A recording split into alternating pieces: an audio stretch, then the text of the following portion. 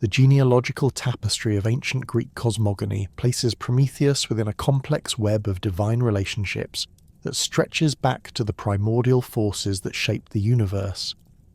Born to Iapetus, one of the 12 original Titans who ruled before the Olympian gods, and Clymene, an Oceanid daughter of the ancient sea titan Oceanus, Prometheus emerged during the second generation of divine beings, when the cosmic order was still malleable and the boundaries between mortal and immortal realms remained fluid.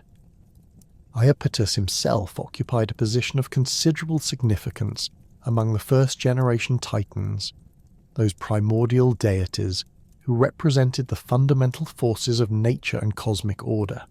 As one of the 4 pillars of heaven alongside his brothers Copus, Crius and Hyperion, Iapetus embodied aspects of mortality and human suffering that would later manifest dramatically in his offspring. The ancient sources consistently identify him as a figure associated with craftsmanship, violence, and the mortal condition, characteristics that would profoundly influence his son Prometheus's eventual relationship with humanity. Clymene, Prometheus's mother, brought her own divine heritage to this union. As an Oceanid, she belonged to the 3,000 daughters of Oceanus and Tethys, representing the life-giving waters that surrounded and permeated the ancient world. Her lineage connected Prometheus to the aquatic realm and the nurturing aspects of creation, balancing the more austere and potentially destructive elements inherited from his titanic father. Some later traditions identify her alternatively as Asia, another Oceanid, though Hesiod's account consistently maintains Clymene as the mother of Iapetus's 4 sons. The cosmic environment into which Prometheus was born differed radically from the ordered pantheon that would later emerge under Zeus's rule. During this primordial period, the Titans governed a universe still in formation, where the laws of physics and divine authority remained subject to constant negotiation and conflict. The Earth itself bore the scars of earlier cosmic battles, particularly the violent castration of Uranus by his son Cronus, which had fundamentally altered the relationship between sky and earth, male and female, order and chaos. Prometheus shared this divine heritage with 3 brothers, each representing distinct aspects of divine and mortal experience. Atlas, perhaps the most famous of the 4, would eventually bear the weight of the heavens on his shoulders as punishment for his role in the Titanomachy. His massive frame and incredible strength made him the archetypal figure of endurance and burden, characteristics that ancient artists consistently depicted in sculptures and paintings throughout the Mediterranean world. Menoetius, the 3rd brother, embodied violence and rash action, traits that would lead to his destruction by Zeus's thunderbolt and his subsequent imprisonment in Tartarus alongside the other defeated Titans. Epimetheus, whose name forms a deliberate linguistic counterpoint to Prometheus, represented the principle of afterthought and reactive wisdom. Where Prometheus possessed the ability to perceive consequences before they occurred, Epimetheus consistently acted first and considered the implications only after events had unfolded. This fundamental difference in their cognitive approaches would prove crucial in later mythological narratives, particularly in the creation and punishment of humanity through Pandora's arrival. The etymological significance of Prometheus's name reveals essential aspects of his character and function within the Greek mythological system. Derived from the Greek words pro, meaning before, and metheus, meaning counsel or thought, Prometheus literally embodies foresight and premeditation.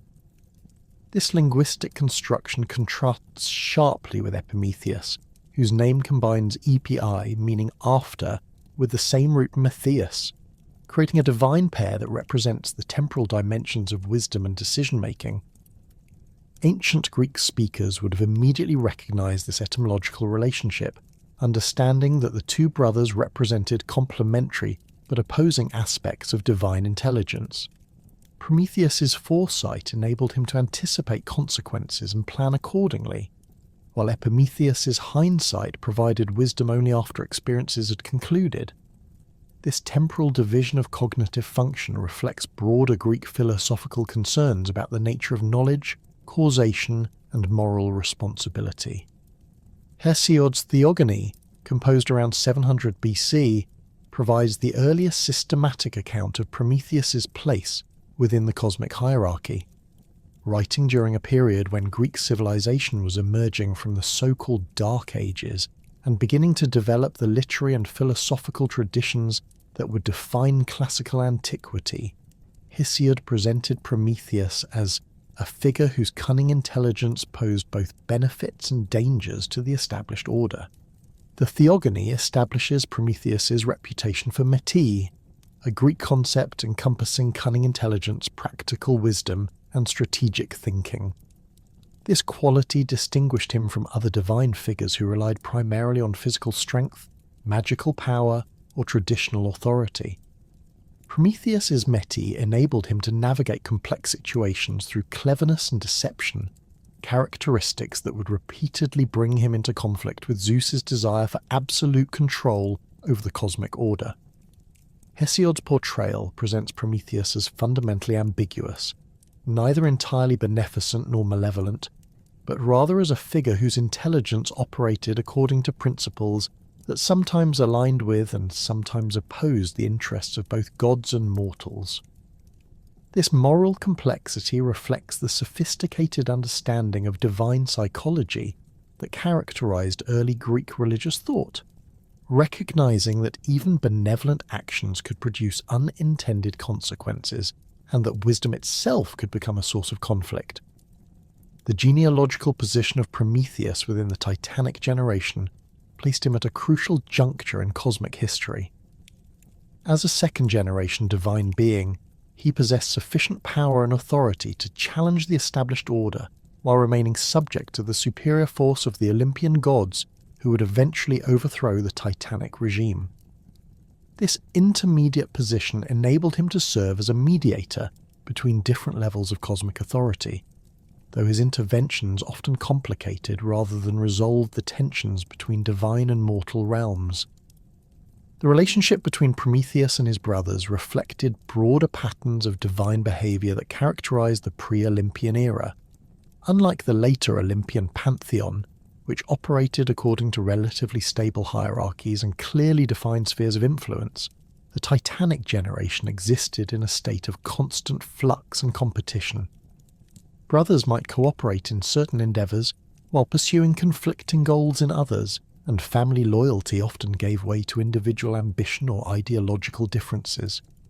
Atlas's eventual fate as the bearer of the heavens illustrated the severe consequences that could result from challenging Zeus's authority, while Menoetius's violent destruction demonstrated the futility of direct confrontation with superior divine power. Epimetheus's survival, despite his association with humanity's punishment through Pandora, suggested that reactive intelligence posed less threat to established authority than the proactive cunning embodied by Prometheus. The cosmic environment during Prometheus's youth remained unstable and dangerous, characterized by ongoing conflicts between different generations of divine beings and frequent challenges to established authority. The Titans themselves had achieved power by overthrowing their father Uranus, and they remained constantly vigilant against similar threats from their own offspring. This atmosphere of suspicion and violence profoundly influenced the development of Prometheus's character, encouraging the development of cunning and strategic thinking as essential survival skills. The physical landscape of this primordial world bore little resemblance to the ordered cosmos that would later emerge under Olympian rule. Mountains moved at divine command, rivers changed their courses according to the whims of their presiding deities, and the boundaries between earth, sea, and sky remained fluid and negotiable. In this environment, Prometheus learned to navigate through intelligence rather than force, developing the skills that would eventually enable him to outwit even Zeus himself in certain circumstances. The cultural context surrounding Hesiod's composition of the Theogony reveals important aspects of how early Greek audiences understood Prometheus's character and significance.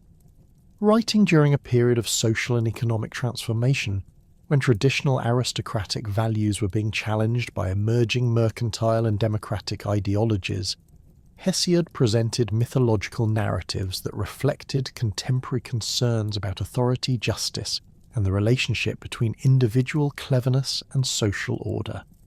Prometheus's cunning intelligence resonated with audiences who were themselves navigating rapidly changing social and political environments. His ability to challenge established authority through wit rather than force provided a model for individuals who lacked traditional sources of power but possessed intelligence and determination.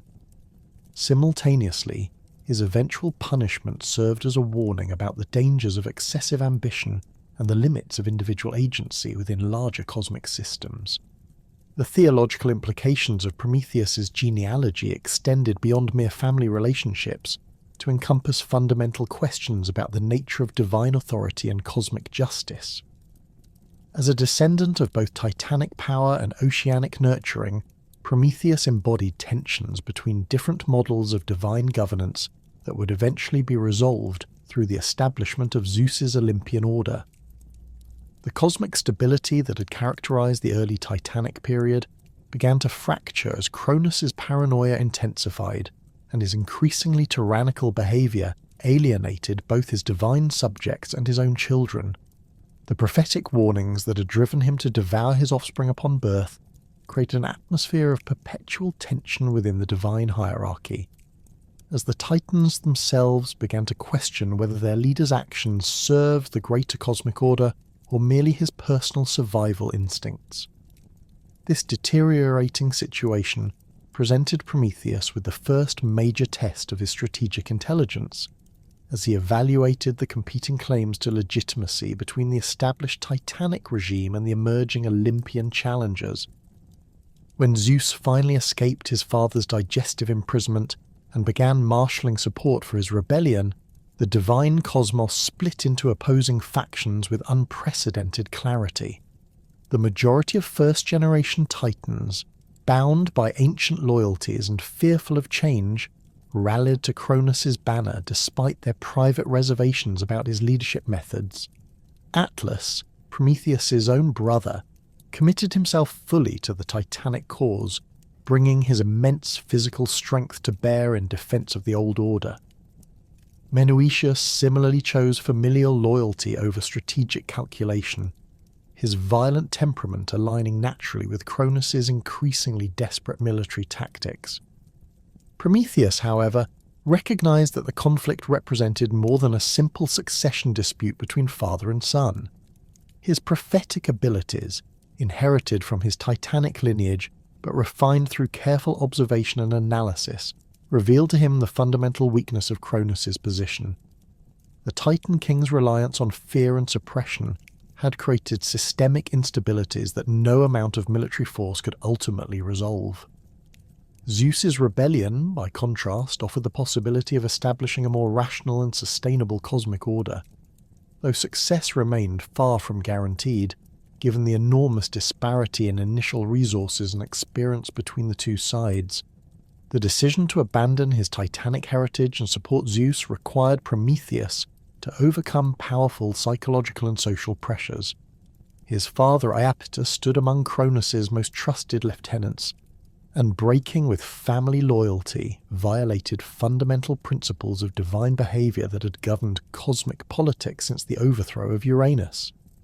Moreover, Zeus's forces initially appeared hopelessly outnumbered and outmatched, consisting primarily of young and inexperienced deities who lacked both the military knowledge and the established power bases of their Titanic opponents. Prometheus's defection proved crucial to Zeus's ultimate victory, though not primarily through military contributions. His physical prowess, while considerable by mortal standards, paled in comparison to the raw strength possessed by figures like Atlas or the elemental powers commanded by titans such as Hyperion and Oceanus.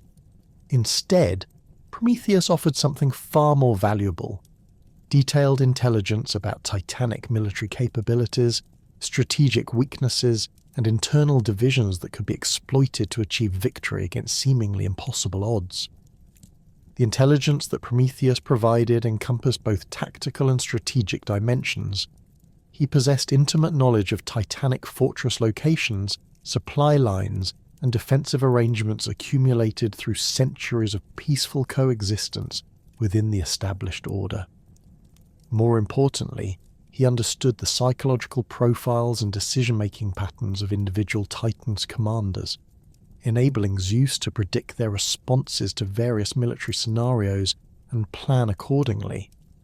This information proved particularly valuable in the siege warfare that characterized much of the 10-year conflict, as Zeus's forces learned to target specific vulnerabilities in Titanic defensive positions. Prometheus's prophetic abilities manifested most dramatically in his capacity to anticipate the long-term consequences of various strategic decisions.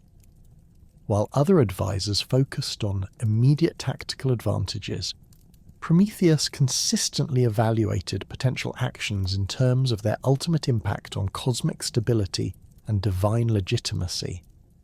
This temporal perspective enabled Zeus to avoid several potentially catastrophic mistakes that might have secured short-term victories while undermining the broader political foundations necessary for lasting rule. The war itself unfolded across multiple theatres simultaneously, as the opposing forces struggled for control over key cosmic territories and strategic resources. The primary battlefield centered on the slopes of Mount Othrys, the traditional stronghold of Titanic power, where Cronus had established his principal military headquarters. The mountain's natural defences, enhanced by centuries of Titanic engineering and magical fortification, presented Zeus's forces with seemingly insurmountable obstacles that conventional military tactics could not overcome. Prometheus's strategic contributions became evident in Zeus's eventual decision to seek alliance with the Cyclops and Hecatoncheires, the monstrous offspring of Uranus whom Cronus had imprisoned in Tartarus immediately after overthrowing his father. This alliance represented a calculated risk that other advisors had counselled against, fearing that these primordial beings might prove as dangerous to Zeus as they had been to previous cosmic rulers. Prometheus, however, recognized that their liberation would provide Zeus with both the advanced weaponry and the overwhelming force multiplication necessary to breach Titanic defenses. The Cyclops' contribution to Zeus's cause extended far beyond their individual combat capabilities. These master craftsmen forged the thunderbolts that became Zeus's signature weapons, creating armaments whose power transcended anything previously available to either side in the conflict. The precision and devastating effectiveness of these weapons reflected not only Cyclopean skill, but also Prometheus's detailed intelligence about specific Titanic vulnerabilities that could be exploited through targeted applications of divine force. The Hecatoncheires, with their 100 hands and 50 heads each, provided the massive physical force required to overcome Titanic defensive positions through sheer overwhelming power. Their ability to hurl enormous boulders with supernatural accuracy and speed transformed the tactical dynamics of siege warfare, enabling Zeus's forces to breach fortifications that had previously appeared impregnable. Prometheus's role in facilitating this alliance demonstrated his understanding that victory required not merely clever tactics, but fundamental changes in the balance of available force. Throughout the decade-long conflict, Prometheus maintained his position as one of Zeus's most trusted advisors, while carefully managing the complex political dynamics within the Olympian coalition. The diverse backgrounds and conflicting ambitions of Zeus's supporters created numerous opportunities for internal discord that could have fatally weakened the rebellion. Prometheus's diplomatic skills proved as valuable as his military intelligence, as he helped negotiate compromises between competing factions and maintained focus on their common strategic objectives. The war's conclusion came not through a single decisive battle, but rather through the cumulative effect of sustained pressure applied according to Prometheus's strategic recommendations. The combination of superior weaponry, overwhelming force, and detailed intelligence about Titanic weaknesses gradually eroded the defenders' capacity to maintain their positions. when the final assault on Mount Othrys commenced, the outcome had already been determined by months of careful preparation and systematic exploitation of every available advantage. The aftermath of the Titanomachy fundamentally transformed the cosmic order in ways that validated Prometheus's strategic calculations. Zeus's victory established a new divine hierarchy based on merit and contribution rather than mere genealogical precedence, creating opportunities for advancement that had not existed under the rigid Titanic system. The defeated Titans faced varying degrees of punishment depending on their level of resistance and their strategic importance to the old order, with some receiving relatively lenient treatment, while others endured eternal torment in Tartarus. Atlas received perhaps the most symbolically significant punishment, being condemned to bear the weight of the heavens on his shoulders for eternity. This sentence reflected not only his military leadership during the war, but also his representation of the physical strength and endurance that had characterized Titanic rule. His eternal burden served as a constant reminder of the consequences of opposing Zeus's authority, while simultaneously ensuring that his formidable power could never again threaten the established order. Menœtius's fate proved even more severe, as Zeus's thunderbolt struck him down during the final battle and condemned his essence to imprisonment in Tartarus, alongside Cronus and the other most dangerous defeated Titans.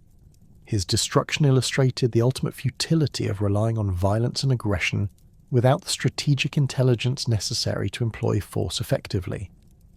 The contrast between his fate and Prometheus's elevation highlighted the importance of choosing the correct side in cosmic conflicts. Prometheus's loyalty during the Titanomachy secured his position within the new Olympian order in ways that transcended mere gratitude for past services. Zeus recognized that Prometheus's intelligence and strategic capabilities remained as valuable in peacetime administration as they had been during wartime operations.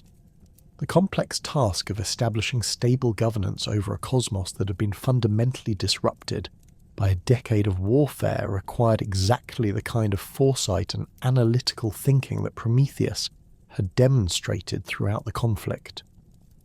The new cosmic hierarchy that emerged from Zeus's victory reflected a careful balance between rewarding loyal supporters and maintaining effective governance structures. Prometheus found himself occupying a unique position as the only Titan to achieve significant influence within the Olympian system, serving as a bridge between the old order and the new. His genealogical credentials provided legitimacy among divine beings who remained suspicious of rapid change, while his demonstrated loyalty reassured Zeus about his continued reliability. This intermediate position carried both advantages and risks that would become increasingly apparent as the post-war settlement solidified into permanent arrangements. Prometheus's access to Zeus's inner circle enabled him to influence policy decisions and advocate for positions that reflected his broader understanding of cosmic stability and divine justice. However, his Titanic heritage also made him a potential focal point for any residual opposition to Olympian rule, creating ongoing scrutiny of his actions and motivations. The establishment of the new divine administration required extensive consultation with figures who possessed both the intelligence to understand complex governance challenges and the experience to implement effective solutions. Prometheus's contributions during this formative period extended beyond mere advice to include active participation in the creation of institutional structures that would govern divine-mortal relationships for centuries to come. His involvement in these foundational decisions would later prove crucial when his advocacy for humanity brought him into direct conflict with Zeus's preferences for maintaining strict separation between divine and mortal realms. The transition from cosmic warfare to peaceful governance presented Zeus with unprecedented administrative challenges that required careful consideration of how divine authority should manifest in the newly ordered universe. Among the most pressing concerns was the question of whether mortal beings should exist at all, and if so, what relationship they should maintain with their divine creators. The devastation wrought by the Titanomachy had left vast regions of the earth barren and lifeless, creating empty spaces that seemed to cry out for inhabitants capable of appreciating the beauty and order that the Olympian victory had made possible. Prometheus's unique position within the new divine hierarchy made him a natural participant in these fundamental decisions about the cosmos's future development. His intelligence and foresight, proven invaluable during the war, now turned toward questions of creation rather than destruction. Unlike other Olympian advisors who viewed the post-war period primarily as an opportunity to consolidate divine power and establish clear boundaries between different levels of existence, Prometheus perceived the potential for creating entirely new forms of life that could bridge the gap between divine perfection and material reality. The earliest discussions about mortal creation took place within Zeus's inner council during the immediate aftermath of the Titanomachy, when the king of the gods was still formulating the basic principles that would govern his reign. Various proposals emerged from different divine factions, each reflecting distinct philosophical approaches to the relationship between creators and created beings. Some advisors advocated for the creation of simple, obedient creatures who would serve primarily as sources of worship and tribute, while others suggested more complex beings capable of independent thought and creative achievement. Prometheus's contributions to these debates revealed his sophisticated understanding of the cosmic balance that needed to be maintained between divine authority and mortal agency. He argued that truly valuable created beings must possess sufficient intelligence and freedom to make meaningful choices, since mindless obedience would produce neither genuine worship nor the kind of dynamic civilization that could enhance rather than diminish the cosmos's overall beauty and complexity. This perspective reflected his broader philosophical commitment to the principle that intelligence, properly guided, represented the highest form of divine gift.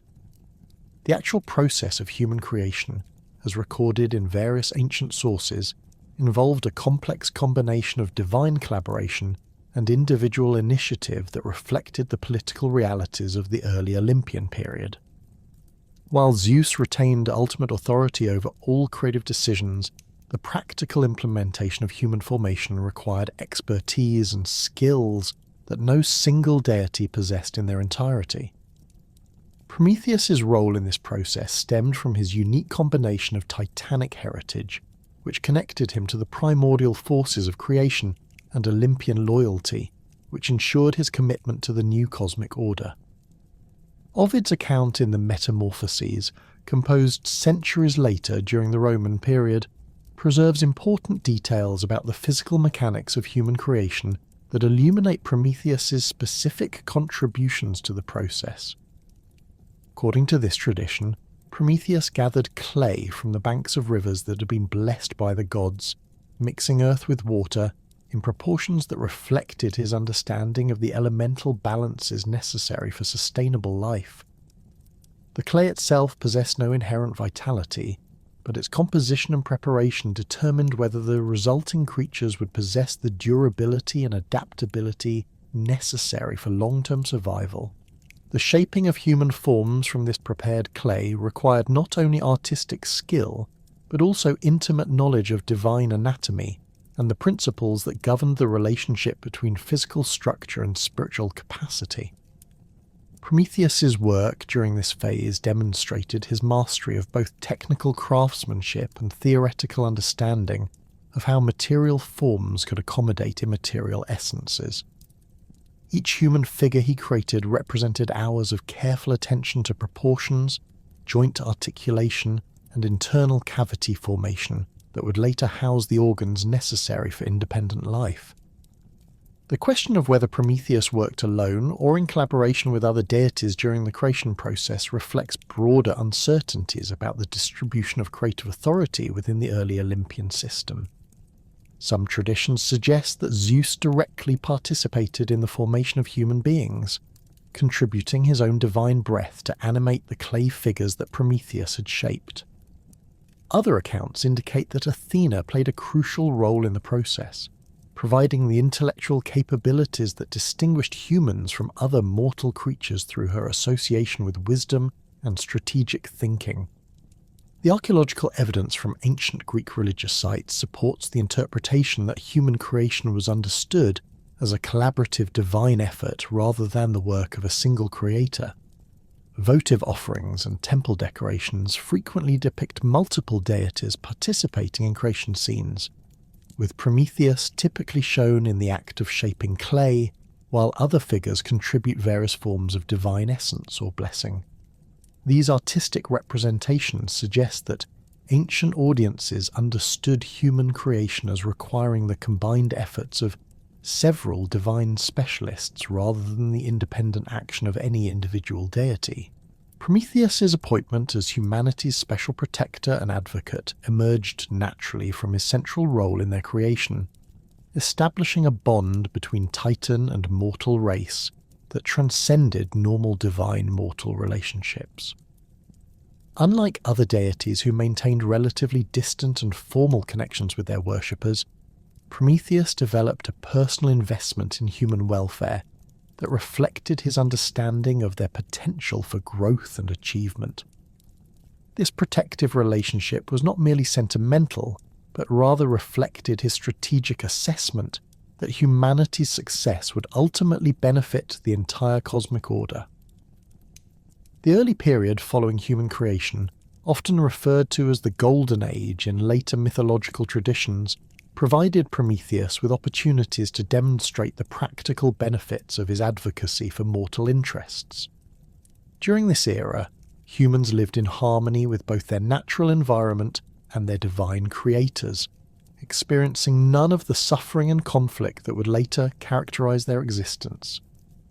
The absence of disease, warfare, and natural disasters allowed human communities to develop their inherent capabilities without the constant struggle for mere survival that would later consume so much of their energy and attention. Prometheus's guidance during this formative period focused on teaching humans the fundamental skills necessary for civilized existence, beginning with basic survival techniques and gradually progressing to more sophisticated forms of knowledge and craftsmanship. His instructional approach reflected his understanding that sustainable human development required not merely the transmission of specific information, but the cultivation of intellectual capabilities that would enable continued learning and adaptation as circumstances changed. The teaching of fire-making represented perhaps the most crucial of Prometheus's early gifts to humanity, though this skill would later become the source of his most severe conflict with Zeus. Fire provided humans with the means to transform their environment rather than merely adapting to it, enabling cooking, metalworking, and protection against wild animals that had previously posed constant threats to human communities.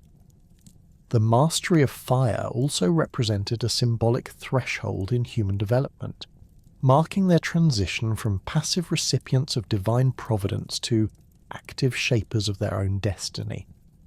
Prometheus's instruction in agricultural techniques enabled human communities to move beyond hunting and gathering towards more reliable and productive food sources. He taught them to observe seasonal patterns, select appropriate crops for different soil conditions, and develop tools that would increase their efficiency in cultivation and harvesting. These agricultural skills provided the foundation for permanent settlements and population growth that would eventually enable the development of complex civilizations. The transmission of basic craftsmanship skills occupied a central place in Prometheus's educational program for humanity. He demonstrated techniques for working with wood, stone, and eventually metals that enabled humans to create tools, weapons, and decorative objects that enhance both their practical capabilities and their aesthetic appreciation. These craft skills also provided the basis for trade relationships between different human communities, fostering the social connections that would eventually develop into complex political and economic systems.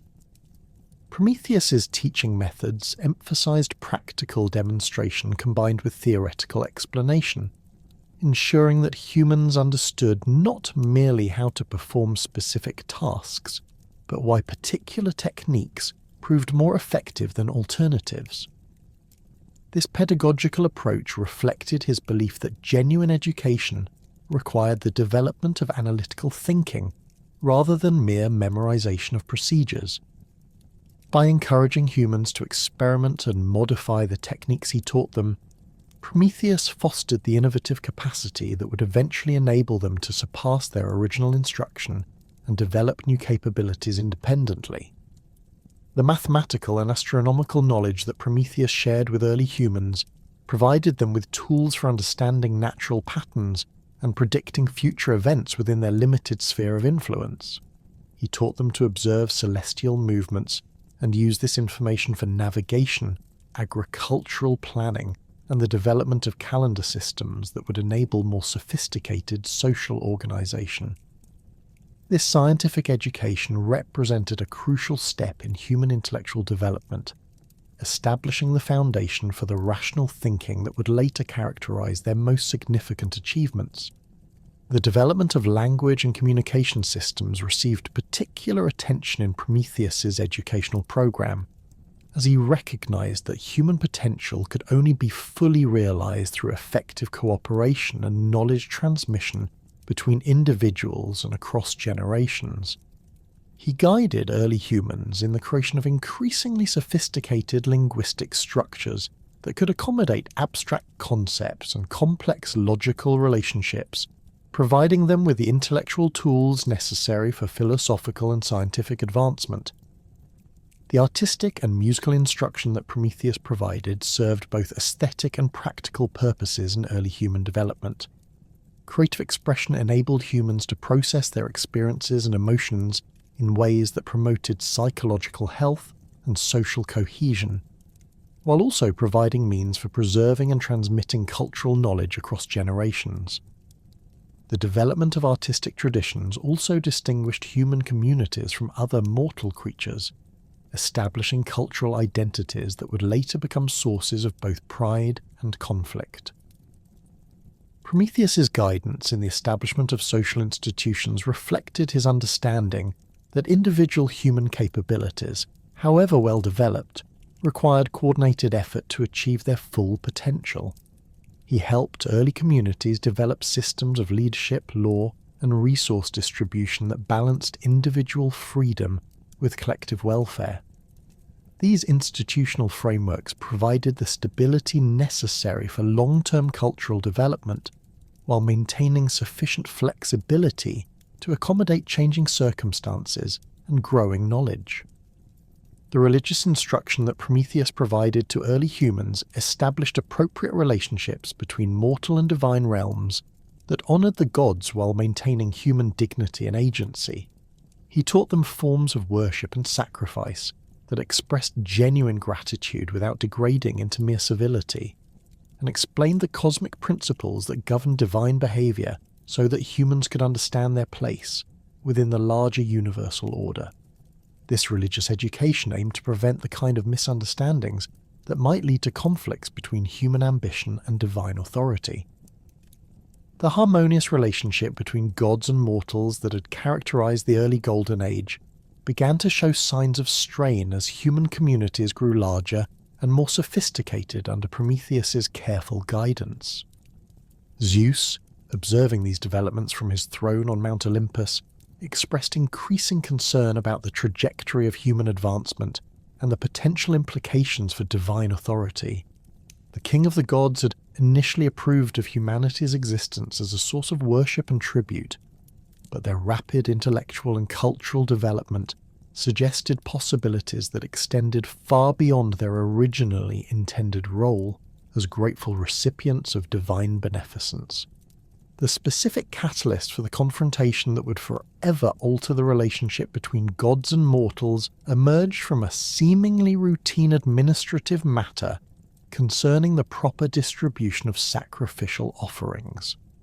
As human communities had grown more prosperous and organized, their religious practices had evolved beyond simple expressions of gratitude toward elaborate ceremonial systems that required detailed regulation to prevent misunderstandings or inadvertent offences against divine dignity. Zeus determined that the time had come to establish formal protocols governing these interactions, ensuring that divine prerogatives received appropriate recognition while maintaining the cosmic hierarchy that his victory in the Titanomachy had established. The location chosen for this crucial negotiation was Mekona, an ancient site in the Peloponnese that held particular significance for both divine and mortal participants in the proceedings. The area's natural amphitheatre provided appropriate staging for a gathering that would include representatives from across the spectrum of cosmic authority, while its historical associations with peaceful dispute resolution made it symbolically appropriate for discussions aimed at preventing future conflicts. The geographical features of Mekone itself reflected the cosmic tensions that the gathering sought to address, with elevated positions suitable for divine participants overlooking lower areas where mortal representatives could observe the proceedings without presuming equality with their immortal superiors. Prometheus arrived at Mekone with a comprehensive understanding of both Zeus's objectives and the potential consequences of various possible outcomes for human welfare. His intelligence network, developed during the Titanomachy and maintained through careful cultivation of relationships across the divine hierarchy, had provided him with detailed information about the king of the gods' specific concerns and the range of solutions under consideration. More importantly, his prophetic abilities enabled him to perceive the long-term implications of different sacrificial arrangements, revealing that Zeus's preferred outcome would effectively reduce humanity to a state of permanent subservience that would stifle their intellectual and cultural development. The formal proceedings began with Zeus's presentation of the fundamental problem that required resolution. Human sacrificial practices had developed organically within individual communities according to local traditions and available resources, resulting in significant variations in the types of offerings presented to different deities and the proportions of valuable materials that were consumed in divine honor versus retained for human use. This inconsistency created opportunities for misunderstanding and potential offense, as gods might interpret inadequate offerings as signs of disrespect or growing independence from divine authority. Zeus's proposed solution reflected his broader political philosophy regarding the maintenance of cosmic order through clear, hierarchical distinctions.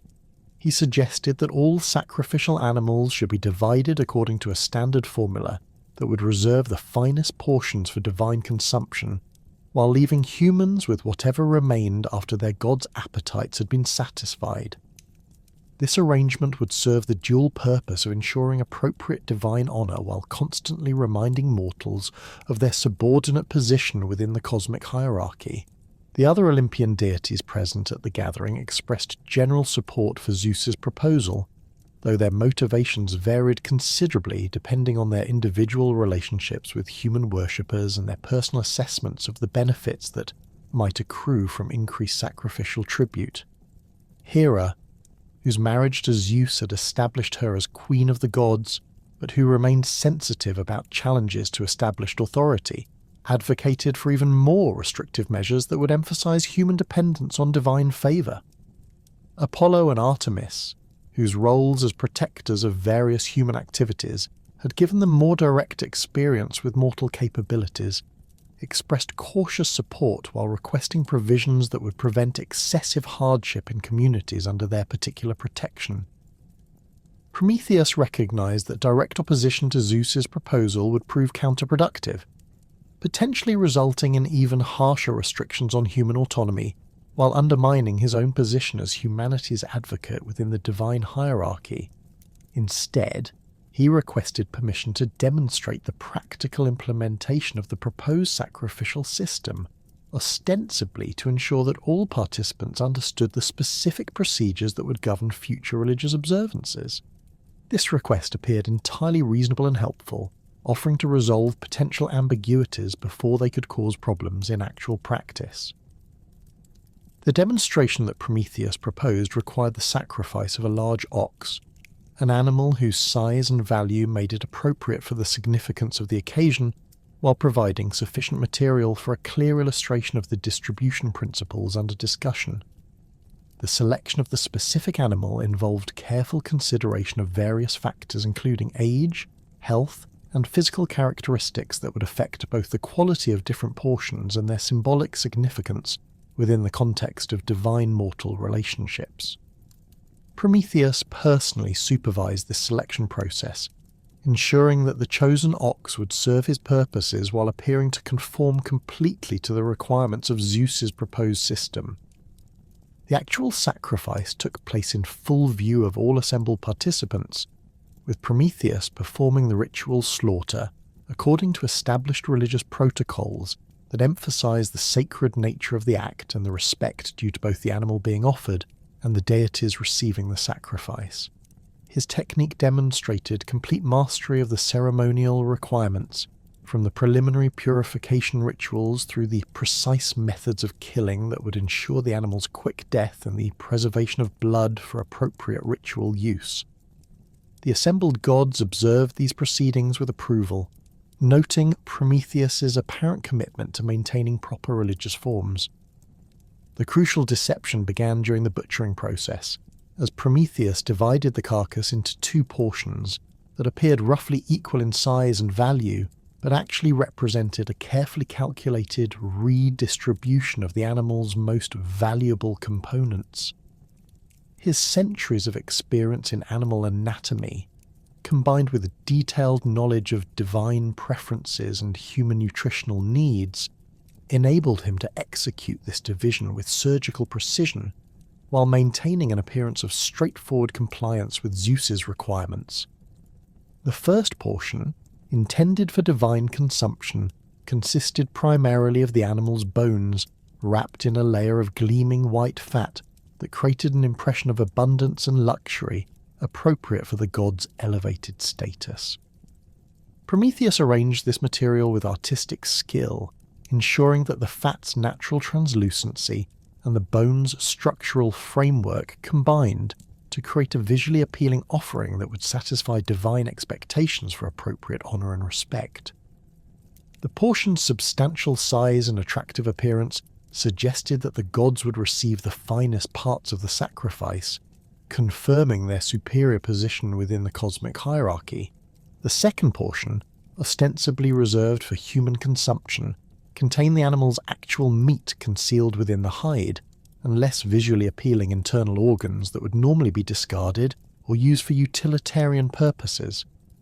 Prometheus's arrangement of this material deliberately emphasized its unattractive external appearance, creating the impression that mortals would receive only the least desirable remnants after their divine superiors had claimed everything of genuine value.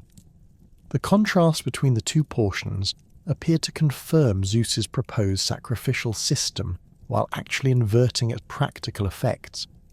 Zeus's reaction to this demonstration revealed both his satisfaction with the apparent confirmation of a divine superiority and his failure to perceive the actual distribution of valuable materials between the two portions.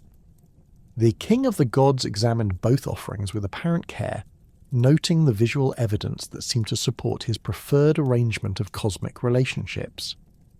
The portion designated for divine consumption displayed all the characteristics that he associated with appropriate tribute: impressive size, attractive appearance, and symbolic elements that acknowledge divine authority and power. The theological implications of this deception extended far beyond the immediate question of sacrificial distribution to encompass fundamental issues about the nature of divine omniscience and the limits of even supreme divine authority. Zeus's failure to detect Prometheus's trick suggested that divine intelligence, however vast, remained subject to the same perceptual limitations that affected other forms of consciousness when confronted with skillfully constructed deceptions. This revelation would have profound consequences for future interactions between gods and mortals, establishing precedents for the possibility of successful resistance to divine will through superior strategy and preparation.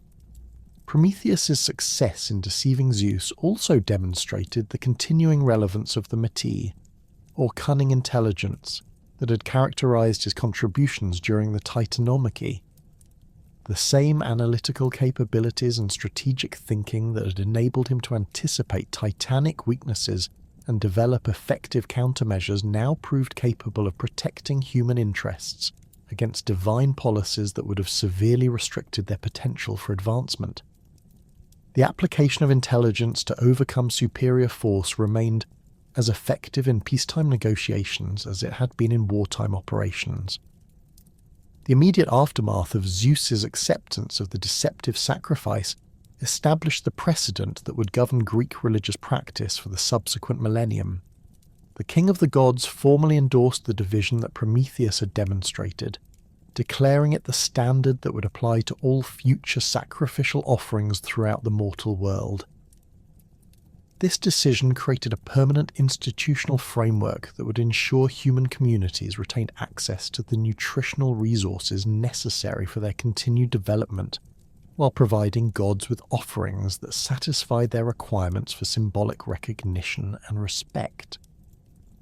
The practical consequences of this arrangement proved enormously beneficial for human communities across the Greek world, as they gained secure access to animal protein and other valuable resources that might otherwise have been consumed entirely in religious observances. The standardization of sacrificial practices also facilitated trade and cultural exchange between different communities, as travelers could participate in religious ceremonies anywhere in the Greek world without concern about unfamiliar local customs or inadvertent violations of divine preferences. The establishment of these sacrificial customs reflected broader patterns in the development of Greek religious thought that emphasized the contractual nature of divine-mortal relationships rather than simple subordination or dependence. Humans would provide gods with appropriate honor and recognition through ceremonial offerings, while deities would reciprocate with protection, guidance, and material blessings that enabled mortal communities to prosper and develop their capabilities. This reciprocal arrangement created space for human agency and advancement while maintaining divine authority over cosmic affairs. The theological framework that emerged from the Mycone deception also established important precedents for the interpretation of divine commands and the appropriate responses to apparently unreasonable divine demands. Prometheus's successful resistance to Zeus's proposed restrictions suggested that mortals possessed both the right and the obligation to protect their legitimate interests against divine policies that would prevent them from fulfilling their potential as rational beings capable of contributing to cosmic harmony and beauty. The influence of the Mycone precedent extended throughout subsequent Greek religious development, shaping everything from temple architecture to festival celebrations in ways that reflected the fundamental principles established through Prometheus's deception. Sacrificial altars were designed to accommodate the division of offerings according to the Mycone model, while religious calendars incorporated festivals that celebrated both divine authority and human capabilities in balanced recognition of their respective contributions to cosmic order. The artistic representations of sacrificial scenes that appeared throughout the Greek world consistently depicted the division of offerings according to the pattern established at Mycone, reinforcing cultural memory of this foundational event while providing practical instruction for participants in religious ceremonies. These visual reminders served both educational and political functions, ensuring that each generation understood both the proper procedures for divine worship and the historical precedents that protected their access to resources necessary for community survival and development. Zeus's discovery of the Mycone deception triggered a fundamental shift in his attitude toward both humanity and their divine protector. The king of the gods had initially dismissed the sacrificial arrangement as a minor administrative matter, but deeper reflection revealed the broader implications of Prometheus's successful manipulation. The realization that he'd been outwitted through clever presentation, rather than superior force, represented a direct challenge to the intellectual supremacy that formed a crucial component of divine authority. More troubling still was the recognition that this deception had established a precedent suggesting that divine commands could be circumvented through sufficient cunning and preparation.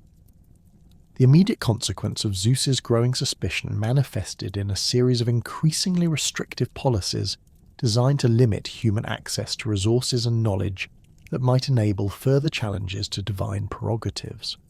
The king of the gods began systematically reviewing the gifts and capabilities that humanity had acquired during their early development, identifying specific areas where mortal advancement might eventually threaten the cosmic hierarchy that his victory in the Titanomachy had established.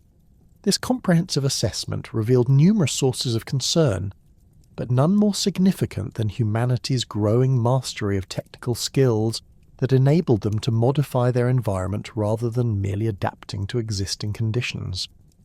The most crucial target of Zeus's restrictive policies was fire, the fundamental technology that underpinned virtually every aspect of human civilization beyond the most primitive survival techniques. Fire provided the energy source necessary for cooking, which had enabled humans to extract greater nutritional value from available food sources while reducing the time and effort required for digestion. The controlled application of heat had also made possible the working of metals, the creation of pottery, and the development of tools whose effectiveness far exceeded anything that could be achieved through the modification of naturally occurring materials. Zeus's decision to withdraw fire from human communities reflected his understanding that this single technology represented the foundation upon which all other human achievements had been built. Without access to controlled combustion, human settlements would be forced to abandon their permanent locations and return to the nomadic lifestyle that had characterized their earliest existence. The loss of cooking capabilities would reduce their nutritional efficiency and force them to devote increasing proportions of their time to food procurement rather than the intellectual and cultural activities that had begun to distinguish them from other mortal creatures. The withdrawal of fire also carried profound symbolic significance that extended beyond its practical implications for human survival and development. Fire had traditionally been associated with divine power and cosmic order, appearing in the thunderbolts that Zeus wielded as weapons and in the sacred flames that burned continuously in temples dedicated to various deities. By denying humans access to this divine element, Zeus sought to re-establish clear boundaries between mortal and immortal realms that had become dangerously blurred through Prometheus's educational programs and advocacy. The implementation of Zeus's fire prohibition required careful coordination among various divine authorities responsible for different aspects of natural phenomena. Hephaestus, the divine craftsman whose forge produced the weapons and tools used by other Olympian deities, received specific instructions to prevent any sparks or flames from reaching human communities through natural processes or accidental exposure. The sun god Helios was directed to ensure that his daily journey across the sky would not provide humans with opportunities to capture and preserve solar energy in forms that could substitute for controlled fire. The enforcement mechanisms for the fire prohibition extended beyond mere prevention to include active surveillance and punishment systems designed to detect and eliminate any attempts at circumvention. Zeus deployed various lesser deities and divine servants to monitor human communities for signs of unauthorized fire use, with instructions to report immediately any evidence of cooking, metalworking, or other activities that required controlled combustion. The penalties for violations were deliberately severe, ranging from the destruction of entire settlements to the transformation of individual violators into cautionary examples for their neighbours. Prometheus observed these developments with growing alarm as he recognized the devastating impact that fire withdrawal would have on the human communities he'd worked so carefully to nurture and protect. His intelligence network within the divine hierarchy provided him with detailed information about the scope and intensity of Zeus's restrictive measures, revealing that the king of the gods intended not merely to limit human advancement, but to reverse much of the progress that had been achieved during the Golden Age. The systematic nature of these policies suggested that Zeus had moved beyond anger over the Mecone deception toward a fundamental reassessment of humanity's place within the cosmic order. The practical consequences of fire withdrawal became apparent within days of the policy's implementation, as human communities struggled to adapt to the sudden loss of their most essential technology. Cooking fires that had burned continuously for generations were extinguished by divine intervention, leaving families unable to prepare the foods that had become central to their nutritional strategies. Metalworking operations ceased entirely, stranding craftsmen with partially completed projects and forcing communities to rely on increasingly inadequate supplies of existing tools and weapons as their equipment deteriorated through normal use. The psychological impact of fire loss proved even more devastating than its practical consequences, as human communities confronted the reality of their complete dependence on divine favour for access to the most basic requirements of civilized existence. The confidence and sense of agency that had characterized human development during the Golden Age gave way to fear and desperation as people recognized their utter vulnerability to divine displeasure. Many communities attempted to appease Zeus through increased sacrificial offerings and more elaborate religious ceremonies, hoping to demonstrate sufficient humility to earn restoration of their lost privileges.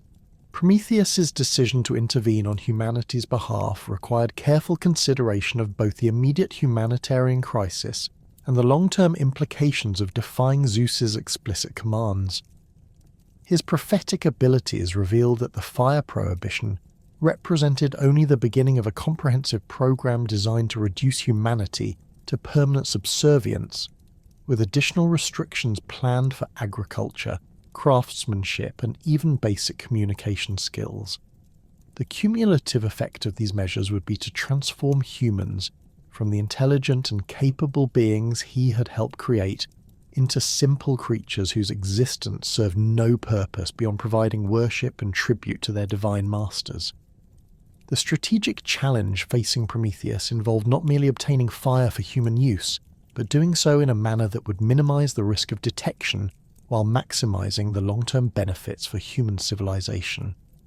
Direct confrontation with Zeus remained impossible given the enormous disparity in their respective power levels, while any obvious violation of divine commands would result in severe punishment that would eliminate his ability to provide future assistance to humanity.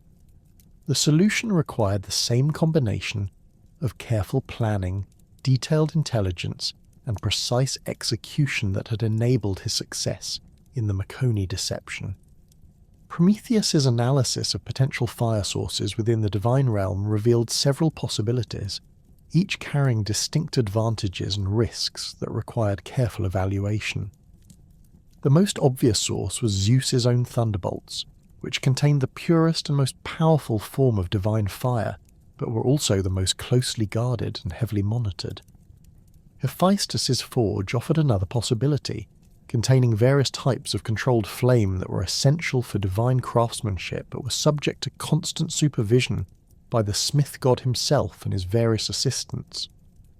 The third potential source, which ultimately proved most suitable for Prometheus's purposes, was the sacred fire that burned continuously on Mount Olympus as a symbol of divine authority and cosmic order.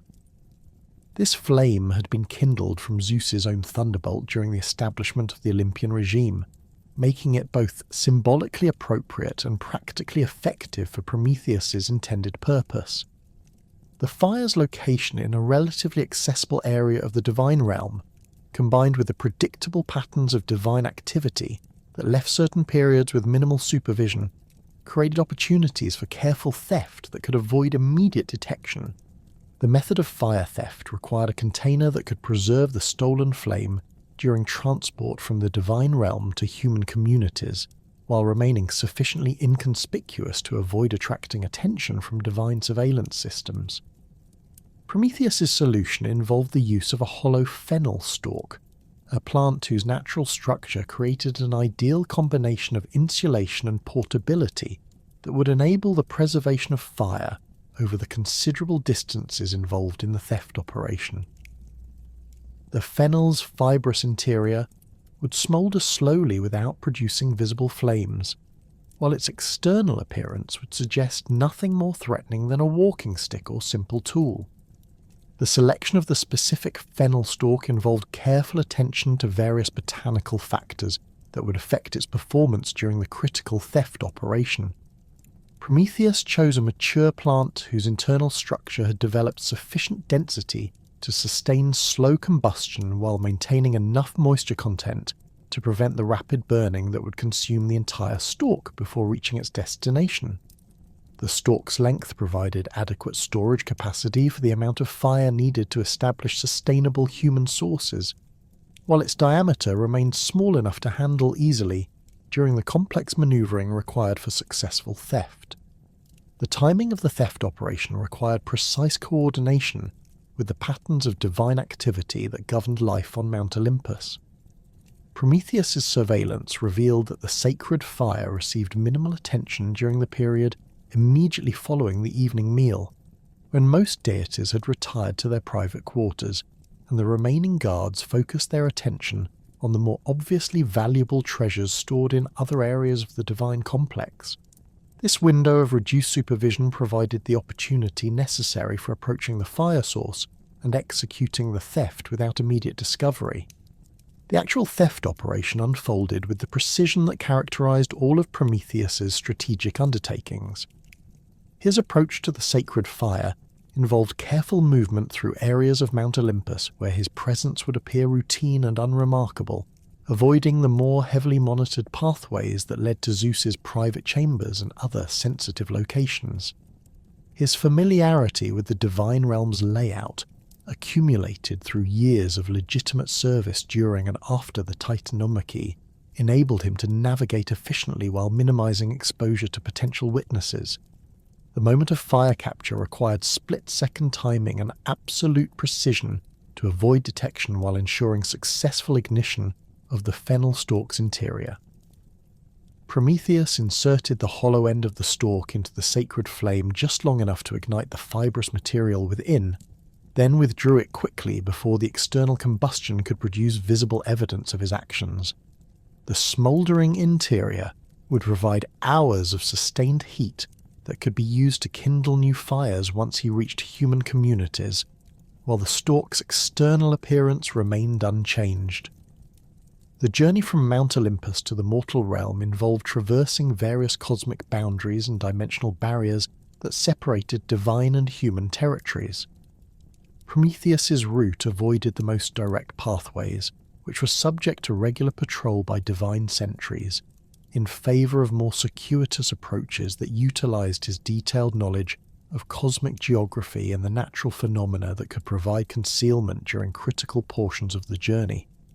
The fennel stalk's slow burn rate ensured that the stolen fire would remain viable throughout the extended travel time required for these security precautions. The delivery of fire to human communities required careful consideration of distribution strategies that would maximize the technology's impact while minimizing the risk of immediate divine retaliation. Rather than appearing openly in a single location, Prometheus chose to visit multiple settlements during the same night, providing fire to each community along with basic instruction in its preservation and use. This approach ensured that the loss of fire in any individual location would not eliminate humanity's access to the technology entirely, while the simultaneous appearance of fire in multiple areas would make it more difficult for Zeus to trace the theft to its source. The human response to fire's restoration exceeded even Prometheus's optimistic projections, as communities that had been struggling with despair and helplessness suddenly regained their confidence and sense of agency. Cooking fires blazed again in homes that had been cold and dark for weeks, while craftsmen resumed their interrupted projects with renewed enthusiasm and determination. The psychological transformation proved as dramatic as the practical benefits, as humans recognized that divine restrictions could be overcome through courage and intelligent action rather than mere submission and prayer. The immediate applications of restored fire technology demonstrated the remarkable speed with which human communities could rebuild and expand their capabilities when provided with essential tools and resources. Metalworking operations resumed within hours of fire's arrival, producing new tools and weapons that replaced equipment lost during the Prohibition period. Pottery production expanded rapidly as craftsmen experimented with new techniques made possible by more precise temperature control, creating vessels whose quality and durability exceeded anything achieved during the pre-Prohibition period. The agricultural applications of fire technology enabled human communities to expand their food production capabilities through land clearing, pest control, and food preservation techniques that had been impossible during the fire prohibition. The ability to burn vegetation for field preparation allowed farmers to cultivate previously unusable areas, while controlled burning for pest management protected crops from the insects and small animals that had caused significant losses during the Prohibition period. Food preservation through smoking and controlled drying enabled communities to maintain larger food reserves, reducing their vulnerability to seasonal variations and natural disasters. The social and cultural implications of fire's restoration proved equally significant, as communities used their renewed technological capabilities to strengthen the institutions and traditions that had been threatened during the Prohibition period.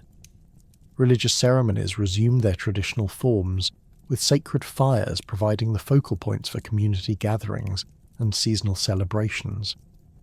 Educational activities expanded as teachers could once again demonstrate technical skills that required controlled heat, while artistic endeavours flourished as craftsmen gained access to the tools and materials necessary for advanced creative work. The development of new fire-based technologies accelerated rapidly as human communities applied their accumulated knowledge and experience to explore possibilities that had been theoretical during the Prohibition period. Experiments with different fuel sources revealed more efficient burning methods, while innovations in fire containment and control enabled more precise applications of heat for specialized purposes. The combination of restored capabilities and accumulated innovation created a technological renaissance that surpassed even the achievements of the original Golden Age. The discovery of humanity's restored fire capabilities reached Zeus through multiple divine intelligence networks within hours of Prometheus's successful distribution operation. Helios, during his dawn journey across the sky, observed the telltale smoke columns rising from human settlements that had been cold and dark just the previous evening. Hephaestus reported the sudden resumption of metal-working activities, whose distinctive sounds and atmospheric disturbances were impossible to conceal from divine detection systems. Most damning of all, the sacred fire on Mount Olympus showed clear evidence of tampering, with burn patterns around its base indicating recent unauthorized access by someone possessing intimate knowledge of divine security arrangements. Zeus's reaction to these reports transcended mere anger to encompass a fundamental reassessment of the threats posed by continued Titan presence within the Olympian hierarchy. The king of the gods had previously viewed Prometheus's advocacy for humanity as misguided but ultimately manageable through appropriate policy adjustments and diplomatic pressure. The fire theft, however, represented direct defiance of explicit divine commands combined with the technical expertise necessary to penetrate supposedly secure divine installations. This combination of rebellious intent and operational capability suggested that Prometheus posed dangers to cosmic stability that could no longer be addressed through conventional administrative measures.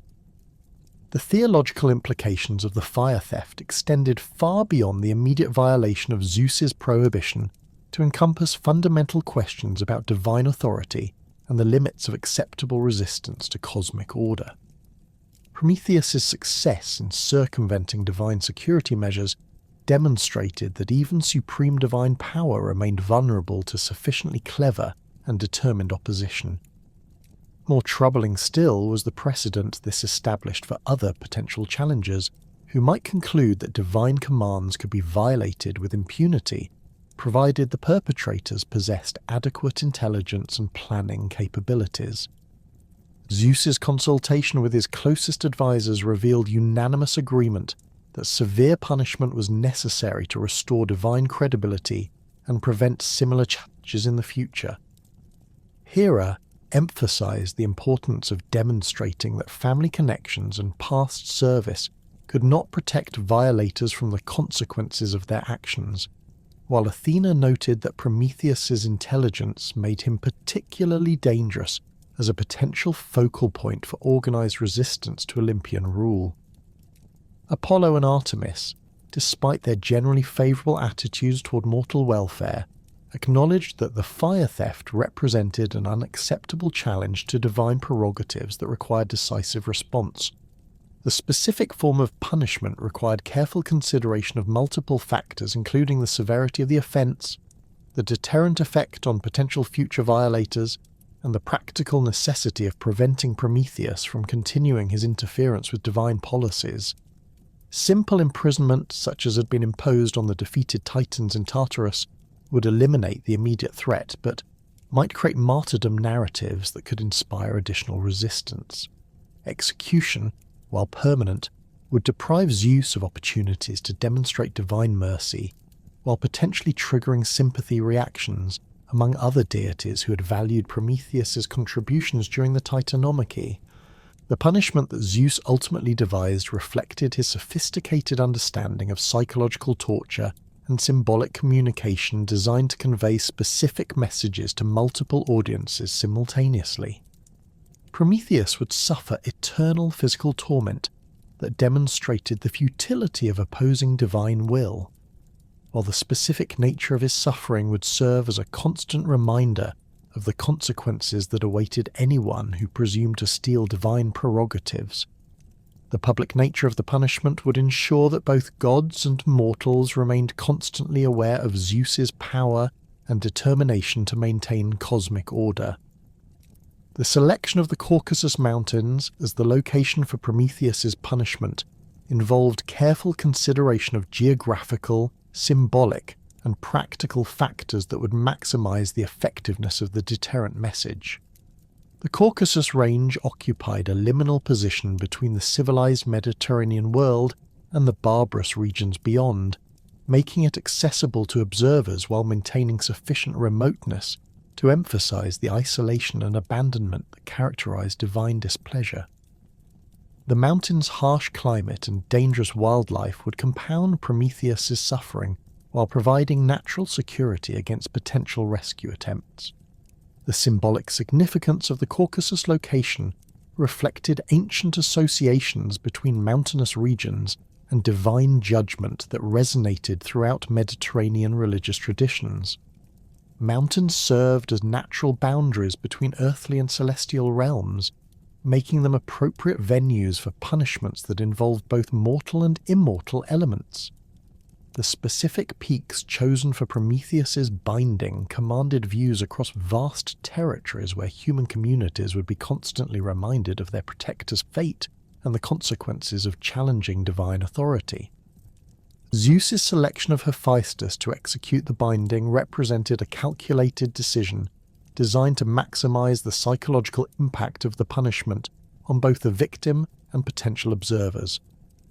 The divine craftsman's previous collaboration with Prometheus during various technical projects had established personal relationships that would make the binding process emotionally traumatic for both participants.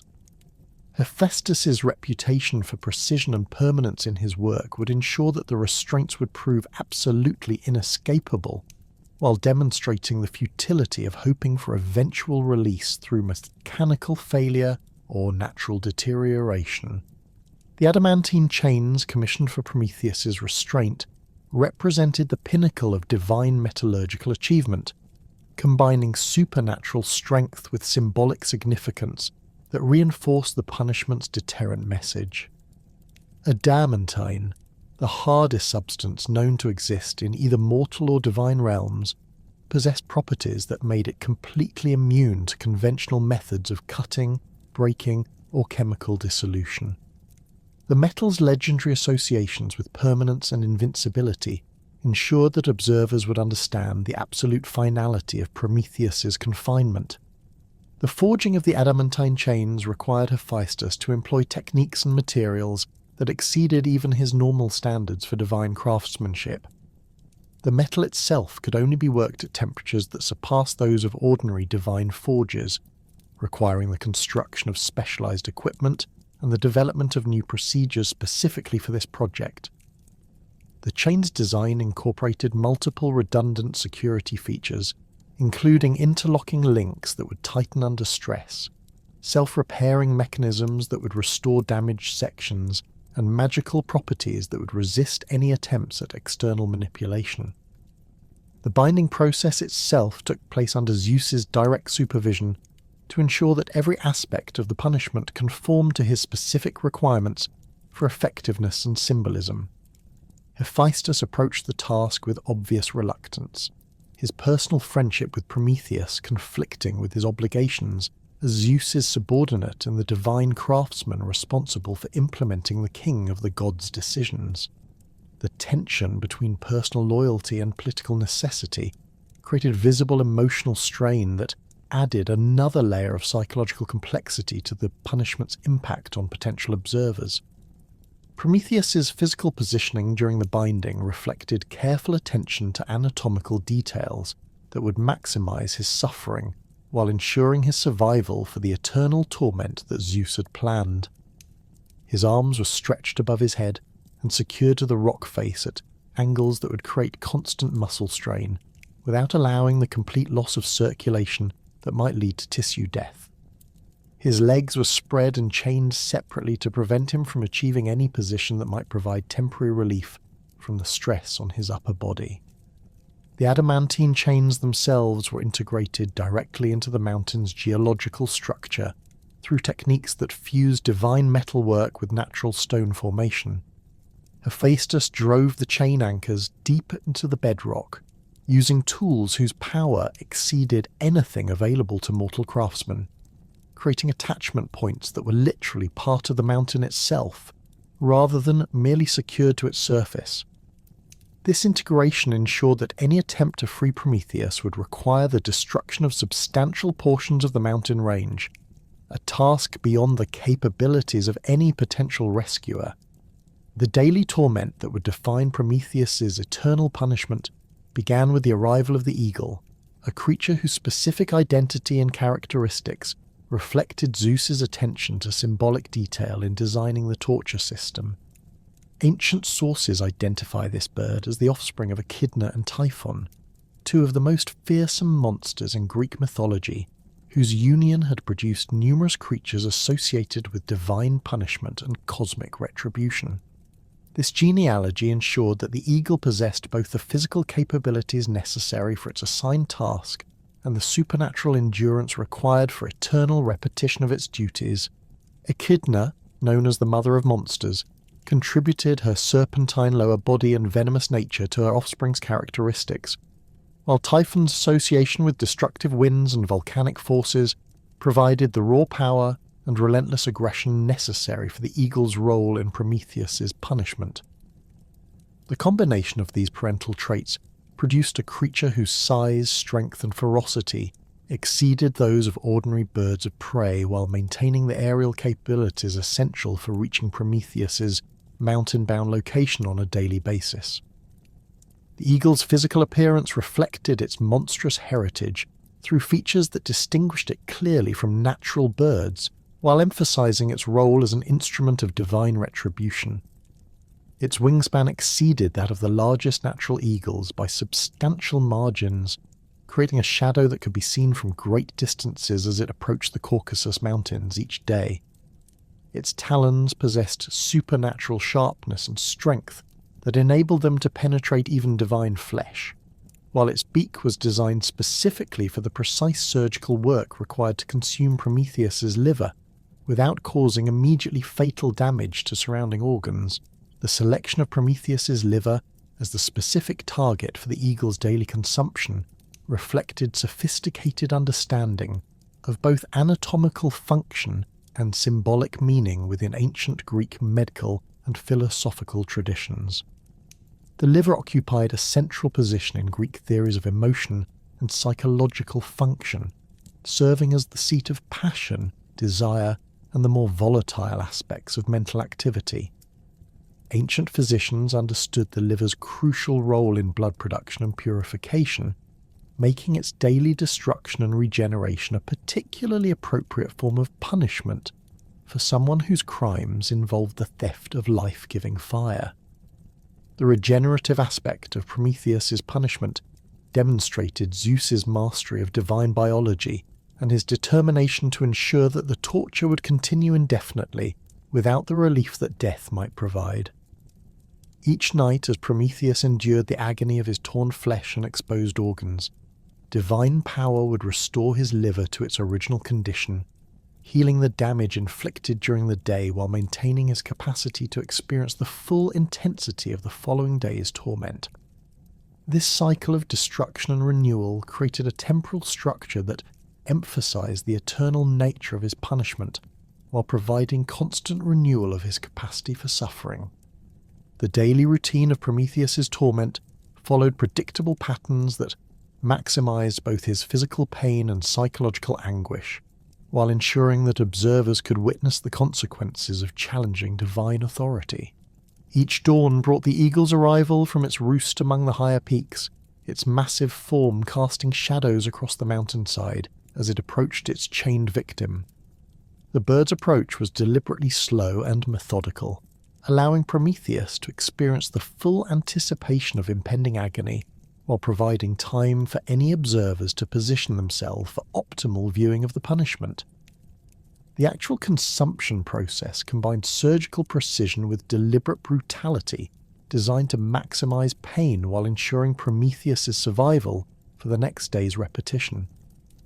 The eagle's supernatural intelligence enabled it to locate and expose the liver with minimal damage to surrounding structures, using its talons to part flesh and its beak to sever the organ's connections to the circulatory system. The consumption itself proceeded slowly and systematically, allowing Prometheus to experience every sensation as his vital organ was devoured while he remained conscious and aware throughout the entire process. The psychological dimensions of the punishment proved as devastating as its physical aspects, as Prometheus confronted the reality of eternal repetition without hope of eventual relief or redemption. The knowledge that each day would bring identical suffering, that no amount of endurance or repentance could earn him release, created a form of mental torture that complemented and amplified the physical agony of the eagle's daily visit. The isolation of his mountain prison prevented him from receiving comfort or support from potential sympathizers, while the public nature of his punishment served as a constant reminder of his fallen status and the futility of his past actions. The impact of Prometheus's punishment extended far beyond its immediate effects on the victim to influence the behavior and attitudes of both divine and mortal observers throughout the Mediterranean world. Other deities who had previously considered challenging Zeus's policies or supporting mortal interests against divine preferences reconsidered their positions in light of the severe consequences demonstrated by Prometheus's fate. The punishment served as an effective deterrent against future acts of divine rebellion while reinforcing Zeus's authority over the entire cosmic hierarchy.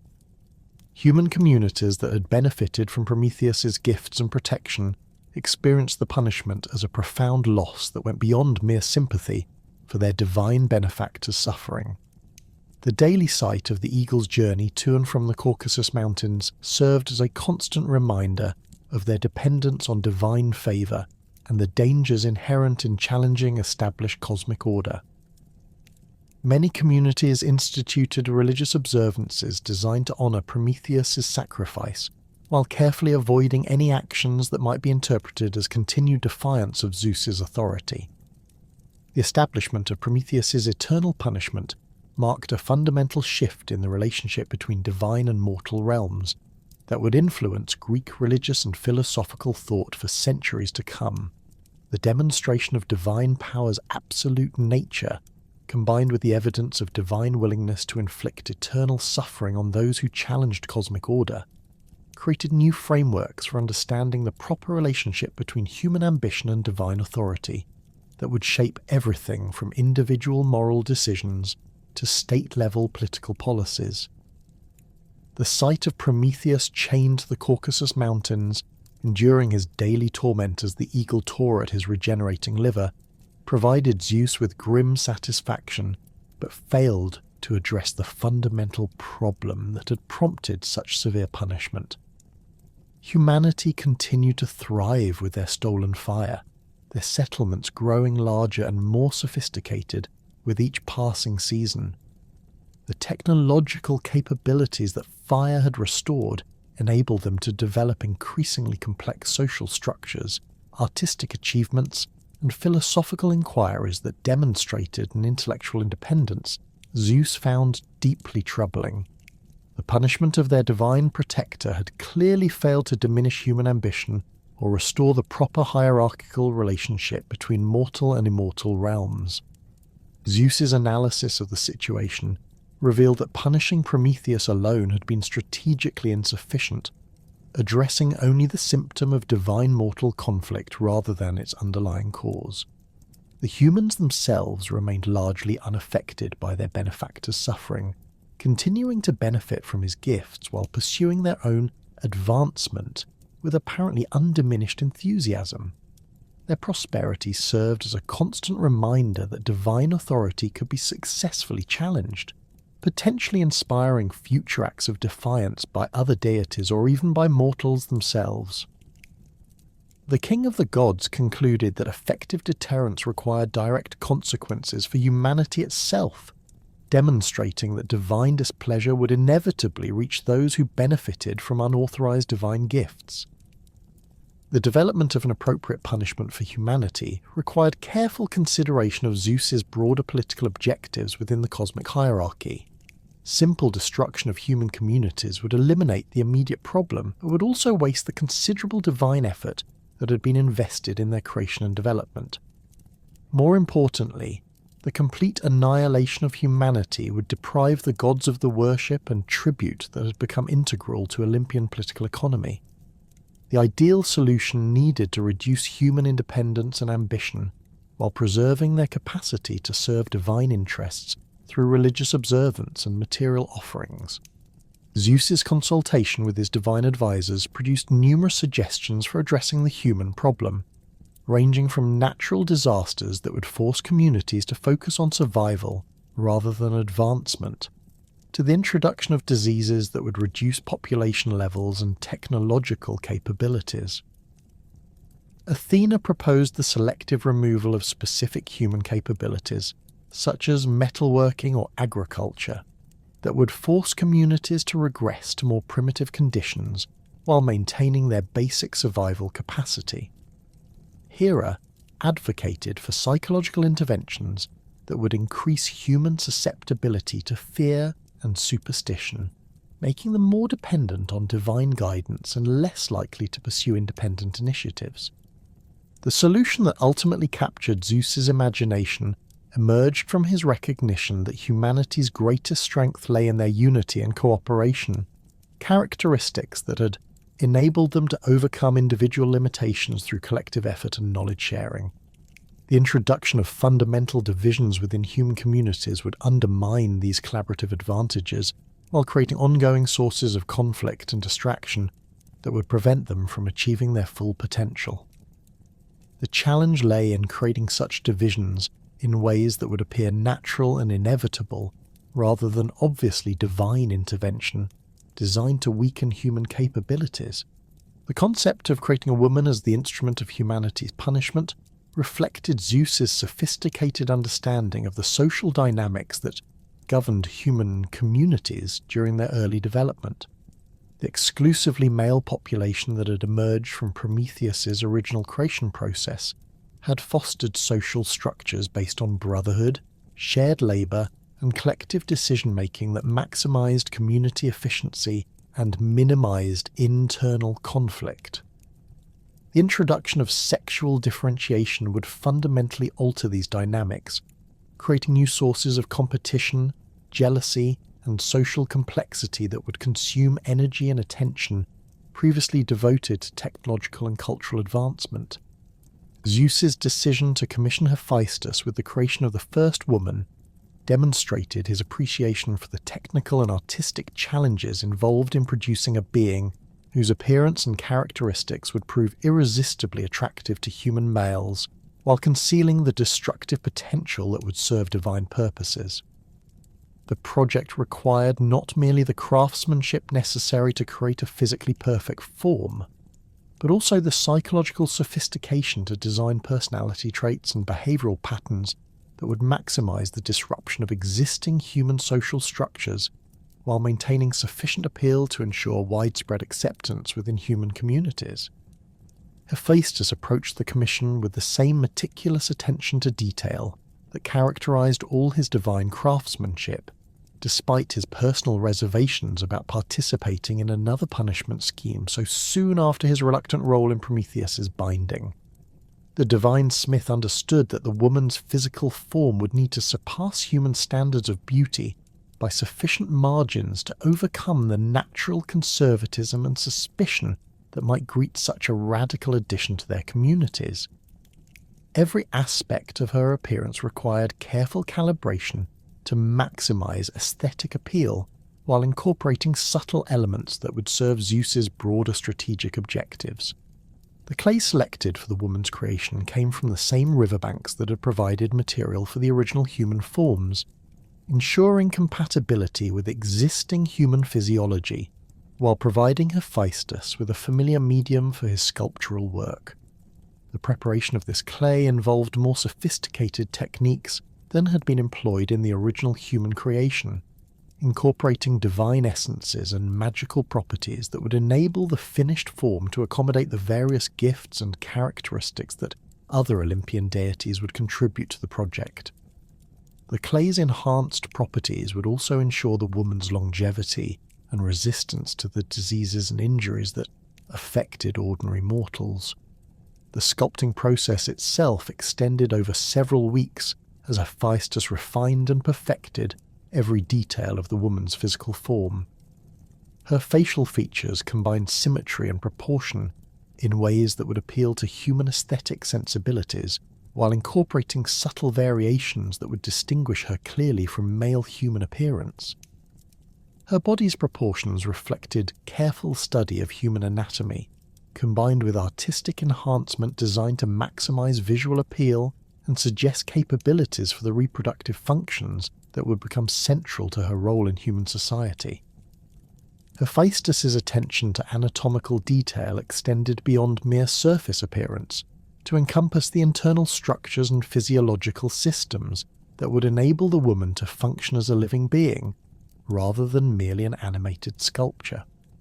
Her cardiovascular system incorporated refinements that would provide enhanced endurance and vitality, while her nervous system included modifications that would support the enhanced intelligence and emotional complexity that other deities would later contribute to her character.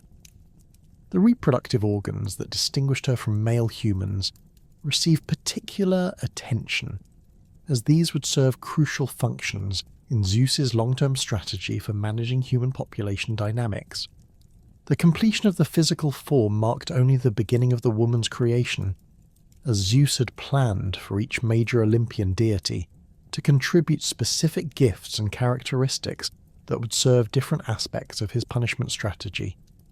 These divine contributions would transform the basic clay form into a complex being whose appeal and capabilities would prove irresistible to human communities, while concealing the disruptive potential that would serve Zeus's broader objectives. The coordination of these multiple divine contributions required careful planning to ensure that the various gifts would complement rather than conflict with each other. Athena's contribution to the woman's creation focused on intellectual capabilities and practical skills that would enable her to function effectively within human communities while serving Zeus's strategic purposes. The goddess of wisdom endowed the woman with intelligence that matched or exceeded that of the most capable human males, ensuring that she would be respected and valued for her mental contributions, rather than merely appreciated for her physical beauty. This intellectual gift included mastery of domestic arts such as weaving, cooking, and household management, that would make her presence beneficial to any community that accepted her. The weaving skills that Athena provided proved particularly significant, as they represented the first introduction of textile production techniques that would revolutionize human material culture while creating new sources of social complexity and economic stratification. The woman's ability to produce fabrics whose quality and beauty exceeded anything previously available to human communities would establish her value as a contributor to collective welfare while simultaneously introducing concepts of luxury and status, differentiation that had been absent from the egalitarian social structures of early human settlements. Aphrodite's gifts focused on the emotional and interpersonal characteristics that would enable the woman to form intimate relationships with human males while maximizing the social disruption that such relationships would create. The goddess of love endowed the woman with irresistible physical attractiveness, combined with sophisticated understanding of human psychology and emotional manipulation techniques. These gifts would ensure that her presence would trigger intense competition among males for her attention and affection, undermining the cooperative relationships that had previously characterized human social organization. The emotional complexity that Aphrodite contributed included both the capacity for genuine affection and the tendency toward jealousy, possessiveness, and emotional volatility that would create ongoing sources of interpersonal conflict within human communities. The woman's ability to inspire passionate devotion would be balanced by her inclination to test and manipulate these emotions in ways that would maximize psychological turmoil among her suitors and partners.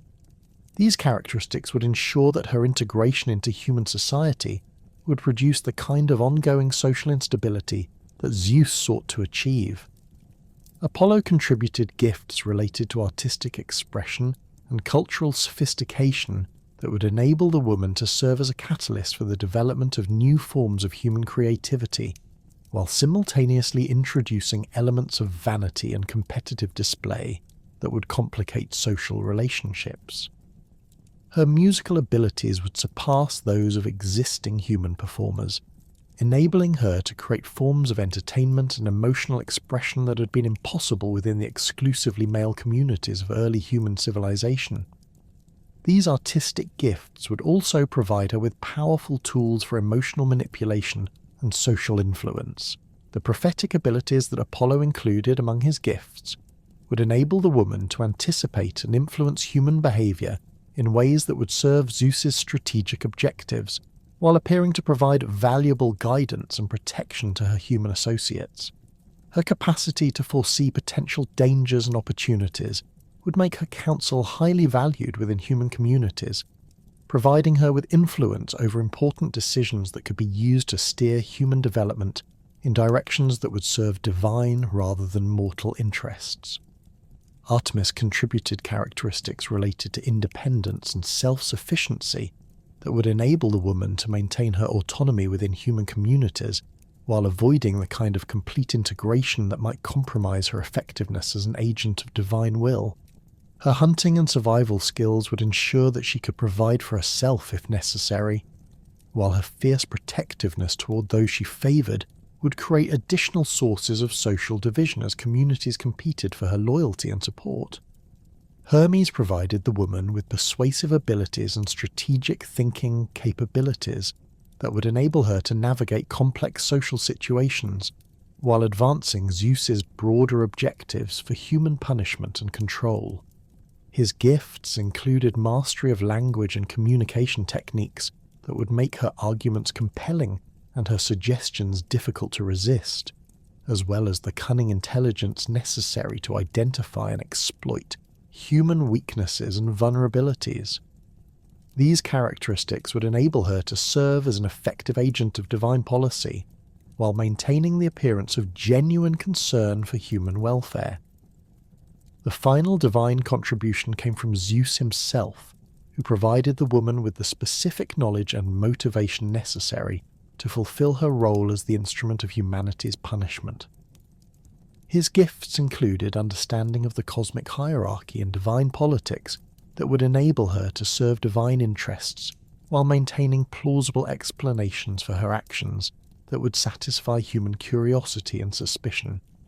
Most importantly, Zeus endowed her with the irresistible compulsion to open the container that would serve as the delivery mechanism for the punishments he had prepared for humanity. The naming of this first woman as Pandora reflected the collaborative nature of her creation, with the Greek term literally meaning all gifted, in recognition of the multiple divine contributions that had shaped her character and capabilities. The name also carried subtle implications about the comprehensive nature of the gifts she would bring to humanity, though the dual meaning of these gifts as both blessings and curses remained hidden from mortal understanding. The selection of this name demonstrated Zeus's appreciation for the ironic complexity of his punishment scheme, which would appear to benefit humanity while actually serving to limit and control their development.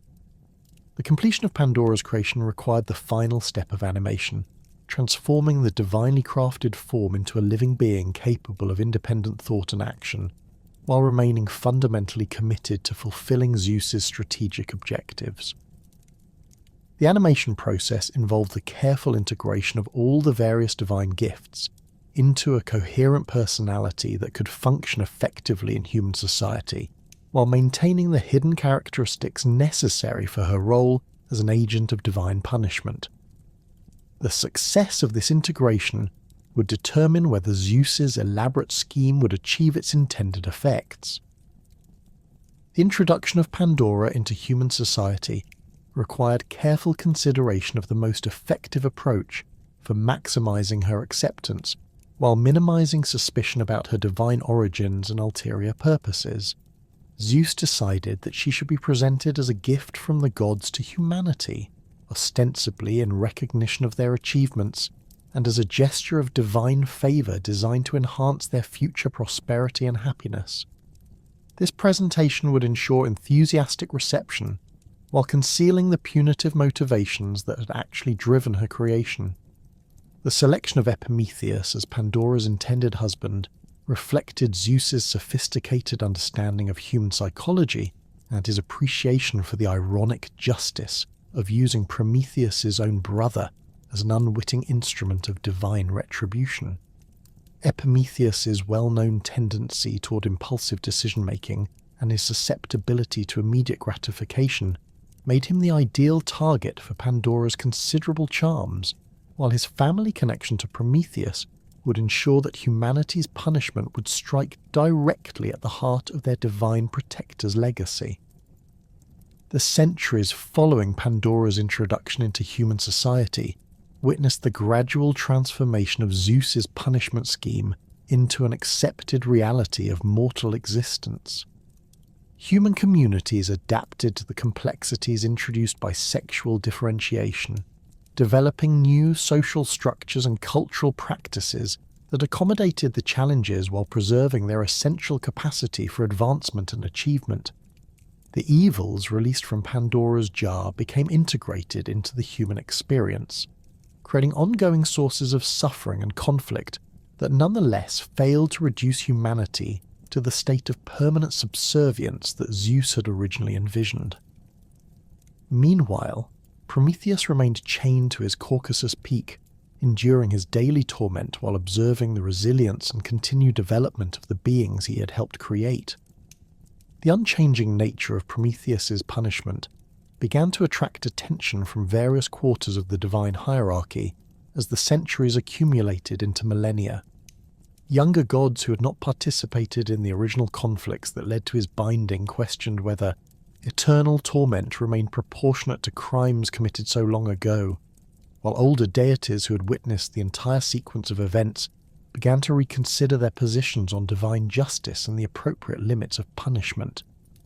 The daily spectacle of the eagle's journey to and from the Caucasus Mountains had become so routine that it no longer served its original purpose as a deterrent, instead becoming a familiar feature of the cosmic landscape that many observers had learned to ignore entirely. The emergence of heroic figures within human civilization created new dynamics that would eventually impact Prometheus's situation in ways that Zeus had not anticipated when designing the original punishment. These heroes, born from unions between gods and mortals, possess capabilities that exceeded normal human limitations while maintaining essential connections to mortal communities and concerns. Their adventures and achievements demonstrated that the boundaries between divine and mortal realms remained more permeable than Zeus's policy suggested, creating precedents for intervention in cosmic affairs that had previously been considered exclusively divine prerogatives. Heracles, the greatest of these heroes, represented a particularly complex challenge to establish cosmic order through his unique parentage and extraordinary capabilities. Born from Zeus's own union with the mortal woman Alcmene, he possessed divine strength and endurance, combined with human determination and moral sensibility that enabled him to undertake tasks that would have been impossible for purely mortal or purely divine beings. His famous 12 labours, imposed as punishment for crimes committed during a fit of madness sent by the jealous Hera, would ultimately create the circumstances that led to Prometheus's liberation. The 11th labour assigned to Heracles required him to obtain the golden apples of the Hesperides, a task that presented unique challenges even for someone of his extraordinary capabilities. These apples, wedding gifts from Gaia to Hera, were guarded by the dragon Ladon in a garden located at the western edge of the world, beyond the pillars that mark the limits of normal geographical knowledge. The apples themselves possessed properties that made them valuable beyond mere material worth, representing symbols of divine favour and cosmic harmony that could not be obtained through conventional means of theft or purchase. The location of the Hesperides garden remained unknown to most inhabitants of both divine and mortal realms, creating the first major obstacle that Heracles needed to overcome before he could even attempt to obtain the apples themselves. His initial inquiries among various divine and semi-divine figures produced conflicting information and deliberate misdirection that reflected the widespread reluctance to assist in what many considered a futile or dangerous enterprise. The garden's concealment involved not merely geographical remoteness, but active magical protections that prevented unauthorized access by those who lacked specific knowledge of the proper approaches. Heracles' eventual discovery that Atlas possessed the crucial information needed to locate the garden created an opportunity that would ultimately benefit both the hero and the chained Titan. Atlas, condemned to bear the weight of the heavens on his shoulders as punishment for his role in the Titanomachy, had maintained his position at the western edge of the world for centuries, gaining intimate knowledge of the geographical and supernatural features of regions that remained unknown to other beings. His proximity to the Hesperides garden and his family connection to the nymphs who tended it made him the most reliable source of information about access routes and security arrangements. The negotiation between Heracles and Atlas revealed a complex relationship between punishment and opportunity that characterized many aspects of divine justice. Atlas's willingness to assist in obtaining the apples stemmed not from mere helpfulness, but from his recognition that the task would require someone to temporarily assume his burden of supporting the heavens while he travelled to the garden. This arrangement would provide him with his first respite from the crushing weight he'd borne since the end of the Titanomachy, creating powerful incentives for cooperation despite the risks involved in assisting someone undertaking a task that might displease Zeus. The practical mechanics of transferring the cosmic burden from Atlas to Heracles required careful coordination and precise timing to prevent catastrophic consequences for the entire universe. The heavens could not be left unsupported even momentarily without risking their collapse onto the earth below, creating destruction that would affect both mortal and immortal realms. Atlas's instructions to Heracles emphasized the specific positioning and mental focus required to maintain the cosmic balance, while warning about the physical and psychological challenges that would accompany the transfer of such enormous responsibility. The moment of burden transfer represented one of the most dangerous undertakings in the entire sequence of Heracles' labours, as any error in technique or timing could have resulted in universal catastrophe. Atlas's careful positioning of Heracles in the exact location where the weight could be safely transferred required precise attention to anatomical alignment and psychological preparation that would enable the hero to accept and maintain the cosmic load. The actual transfer occurred gradually over several minutes, allowing Heracles to adapt to the increasing weight, while Atlas monitored the process to ensure proper distribution of forces. Heracles' experience of bearing the heavens provided him with direct understanding of the magnitude of Atlas's punishment and the physical and mental endurance required to maintain such a burden indefinitely. The crushing weight that pressed down upon his shoulders and spine created immediate appreciation for the severity of Titan punishments, while the psychological isolation that accompanied such responsibility offered insight into the mental challenges that characterized eternal divine sentences. This personal experience of cosmic punishment would later influence his decisions regarding other figures suffering under similar divine judgments.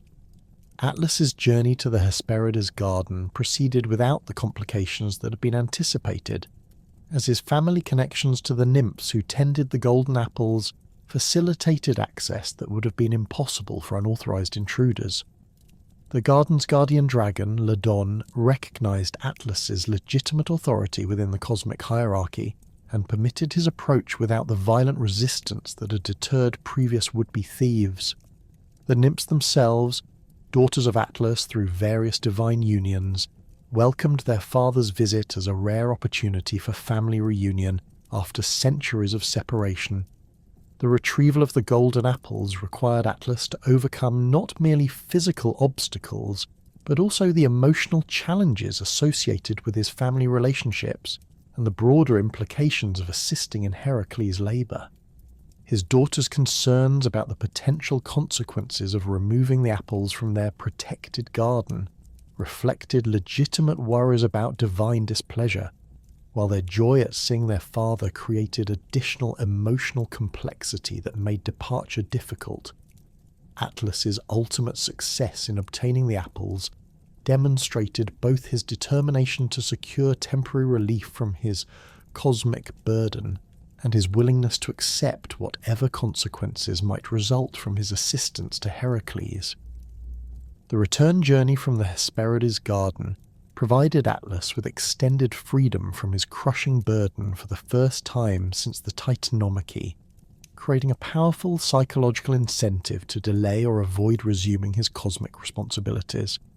His proposal that he should personally deliver the apples to King Eurystheus, while Heracles continued to support the heavens, represented a natural attempt to extend his liberation, though it also posed serious threats to the completion of the hero's assigned labour. The negotiation that followed revealed both Atlas's desperation to avoid returning to his punishment, and Heracles' determination to complete his task despite the personal costs involved. Heracles' successful deception of Atlas, convincing the Titan to temporarily resume his burden while the hero adjusted his positioning, demonstrated the same kind of cunning intelligence that had characterized Prometheus's earlier conflicts with divine authority. The hero's request for assistance in improving his grip and stance appeared entirely reasonable given the magnitude of the cosmic burden, while concealing his actual intention to escape once Atlas had resumed responsibility for supporting the heavens. This strategic thinking reflected the influence of heroic education that emphasized both physical prowess and mental acuity as essential components of successful achievement. The completion of the 11th labour through Atlas's assistance created precedents for heroic intervention in cosmic affairs that would prove relevant to Prometheus's eventual liberation. Heracles' demonstration that divine punishments could be temporarily circumvented through clever negotiation and strategic thinking suggested that even the most severe sentences imposed by Zeus might be subject to modification under appropriate circumstances. The hero's growing reputation for successfully completing impossible tasks also established his credentials as someone capable of challenging established cosmic arrangements when justice or necessity demanded such intervention. The 12th and final labour, which required Heracles to capture Cerberus from the underworld, brought him into contact with various figures suffering under divine punishment, whose situations paralleled Prometheus's own circumstances. His observations of Tantalus eternally reaching for fruit and water that remained just beyond his grasp, and Sisyphus, condemned to push a boulder up a mountain only to watch it roll back down each time he neared the summit, provided additional examples of the creative cruelty that characterized Zeus's approach to punishment. These encounters reinforced Heracles' growing conviction that eternal torment often exceeded the bounds of proportionate justice. The completion of all 12 labours established Heracles' reputation as the greatest hero of his generation, while providing him with the moral authority necessary to challenge cosmic arrangements that appeared unjust or excessive. His service to King Eurystheus, imposed as punishment for his earlier crimes, had been completed satisfactorily, according to all established criteria, creating a clean slate that enabled him to pursue independent initiatives without the constraints of ongoing obligations to mortal or divine authorities. This freedom, combined with his extraordinary capabilities and growing sense of cosmic justice, positioned him to undertake the liberation of Prometheus. The decision to free Prometheus required Heracles to carefully consider the potential consequences of challenging Zeus's explicit judgment, while weighing these risks against the moral imperative to end suffering that had clearly exceeded any reasonable bounds of justice. The hero's analysis of the situation revealed that Prometheus's original crimes, however serious, had been committed centuries ago in circumstances that no longer applied to the current cosmic order. The continued punishment served no constructive purpose beyond demonstrating Zeus's power, while the daily spectacle of torment had lost its deterrent effect through familiarity and routine. Heracles' approach to the Caucasus Mountains required careful planning to avoid detection by divine surveillance systems that monitored the area around Prometheus's prison. His route through the mountainous terrain utilized natural features and weather patterns that would conceal his movements while enabling him to reach the chained Titan without alerting the eagle or other divine agents responsible for maintaining the punishment regime. The hero's experience in wilderness travel and his knowledge of divine security arrangements, gained through his various labours, proved essential for successfully navigating these challenges. The encounter between Heracles and Prometheus represented the meeting of two figures whose experiences embodied different aspects of resistance to divine authority and the consequences that resulted from challenging established cosmic order. Prometheus's intellectual approach to opposing Zeus's policies contrasted sharply with Heracles' more direct methods, while both had suffered severe punishment for their respective forms of defiance. Their conversation, conducted while the eagle was absent during its daily rest period, revealed the philosophical and practical considerations that would need to be addressed before any liberation attempt could proceed. Prometheus's initial response to Heracles' offer of liberation reflected both gratitude for the hero's concern and realistic assessment of the challenges involved in circumventing Zeus's punishment decree.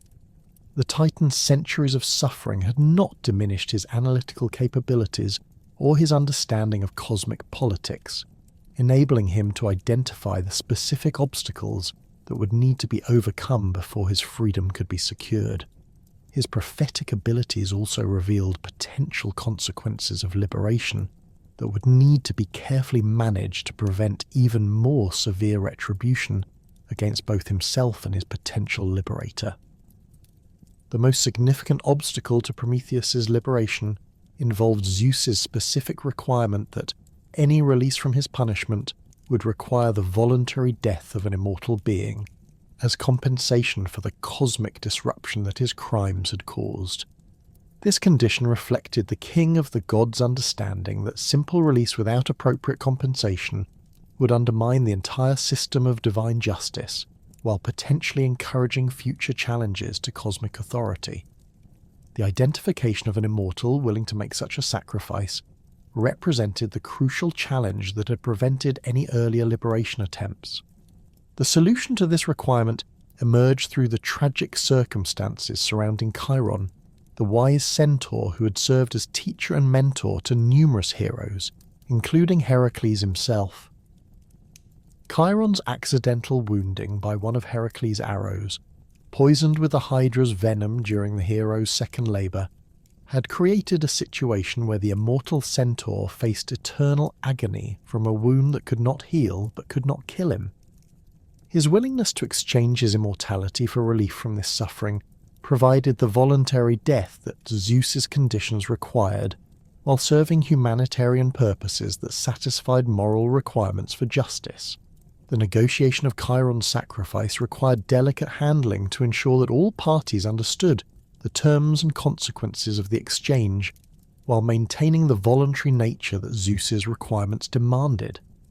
Chiron's decision to surrender his immortality stemmed from his own assessment that eternal suffering served no constructive purpose, combined with his recognition that his death would enable Prometheus's liberation and potentially benefit the broader cosmic community. The centaur's reputation for wisdom and moral integrity ensured that his voluntary sacrifice would satisfy even the most stringent requirements for legitimacy. The formal process of liberation required Heracles to demonstrate not only his physical capability to break Prometheus's adamantine chains, but also his moral authority to challenge Zeus's punishment decree under the specific conditions that had been established. The hero's approach to the chains themselves involved techniques developed during his various labours, particularly his experience with supernatural restraints and magical materials that had characterized several of his assigned tasks. His strength, enhanced by divine heritage and developed through years of heroic training, proved sufficient to shatter the supposedly unbreakable bonds that had held Prometheus for millennia. The moment of Prometheus's liberation, as Heracles struck the adamantine chains with his club and shattered the links that had bound the Titan to the mountain face, represented a dramatic transformation in cosmic relationships that would influence divine-mortal interactions for generations to come. The breaking of the chains produced sounds that echoed across the mountain range and beyond, creating acoustic evidence of the liberation that would soon reach divine observers throughout the Mediterranean world. Prometheus's first movements as a free being after centuries of immobilization required careful assistance from Heracles to prevent injury from muscles and joints that had been fixed in position for so long.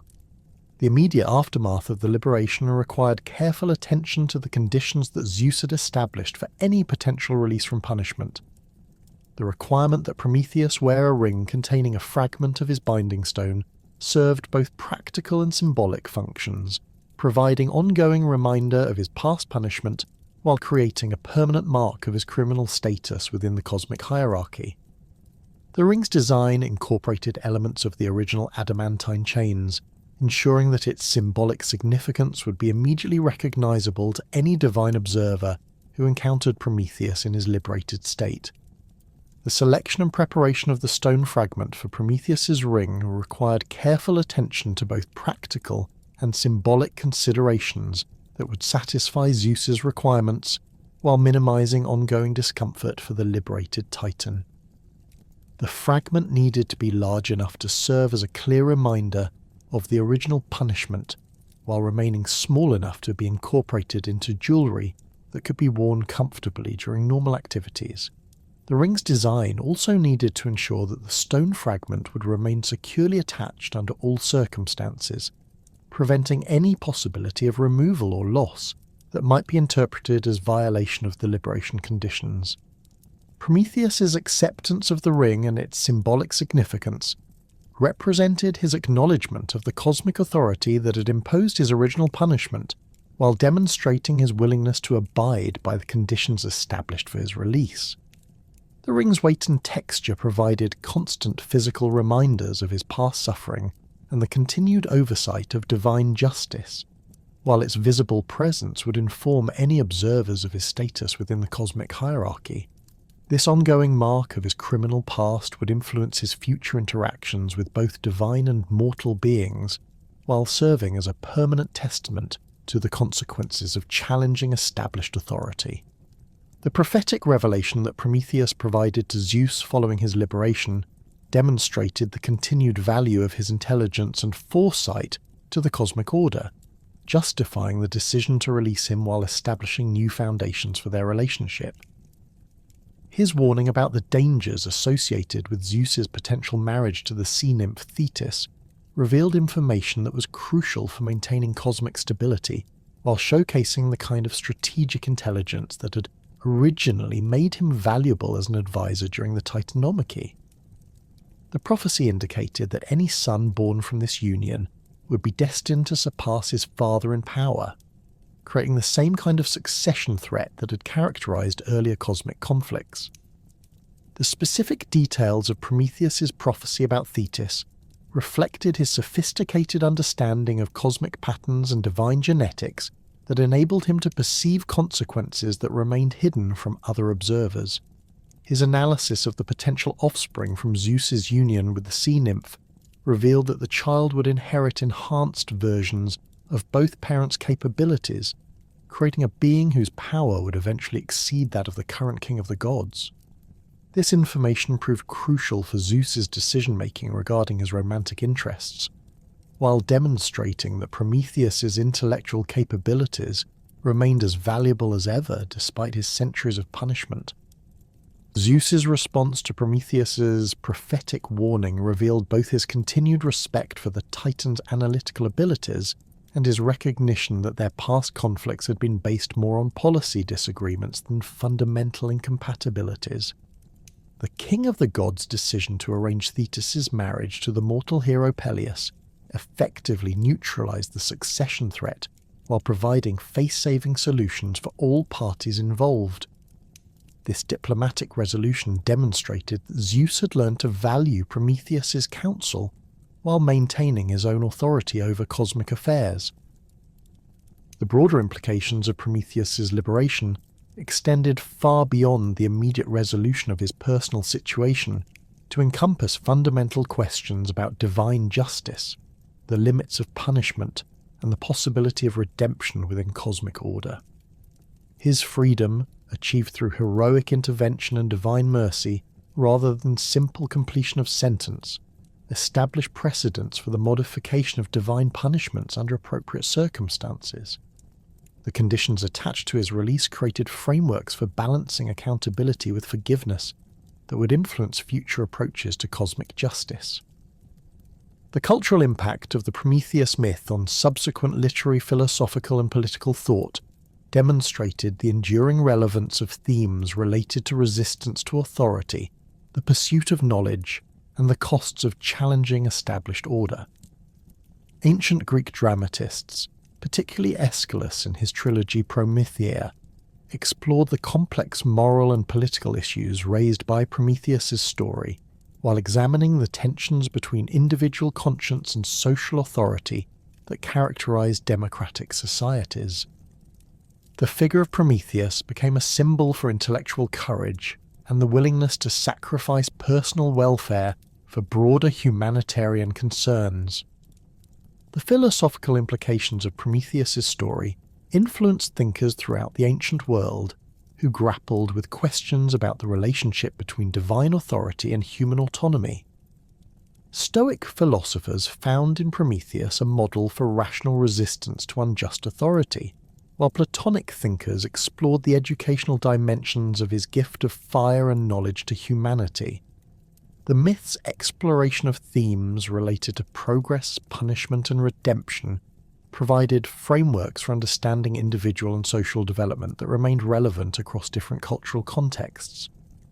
The Roman appropriation of Prometheus mythology reflected their own concerns about imperial authority and the proper relationship between rulers and subjects, while medieval Christian interpretations found parallels between Prometheus's sacrifice for humanity and Christ's redemptive suffering. Renaissance humanists embraced Prometheus as a symbol of human potential and the pursuit of knowledge, while Romantic poets and philosophers saw in his story a celebration of individual rebellion against oppressive authority and the creative power of human imagination.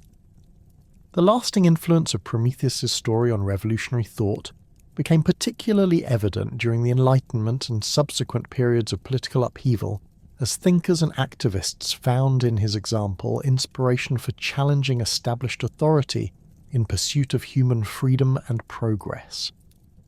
The myth's themes of knowledge-seeking, sacrifice for others, and ultimate vindication resonated with movements for social and political reform that characterized modern democratic development.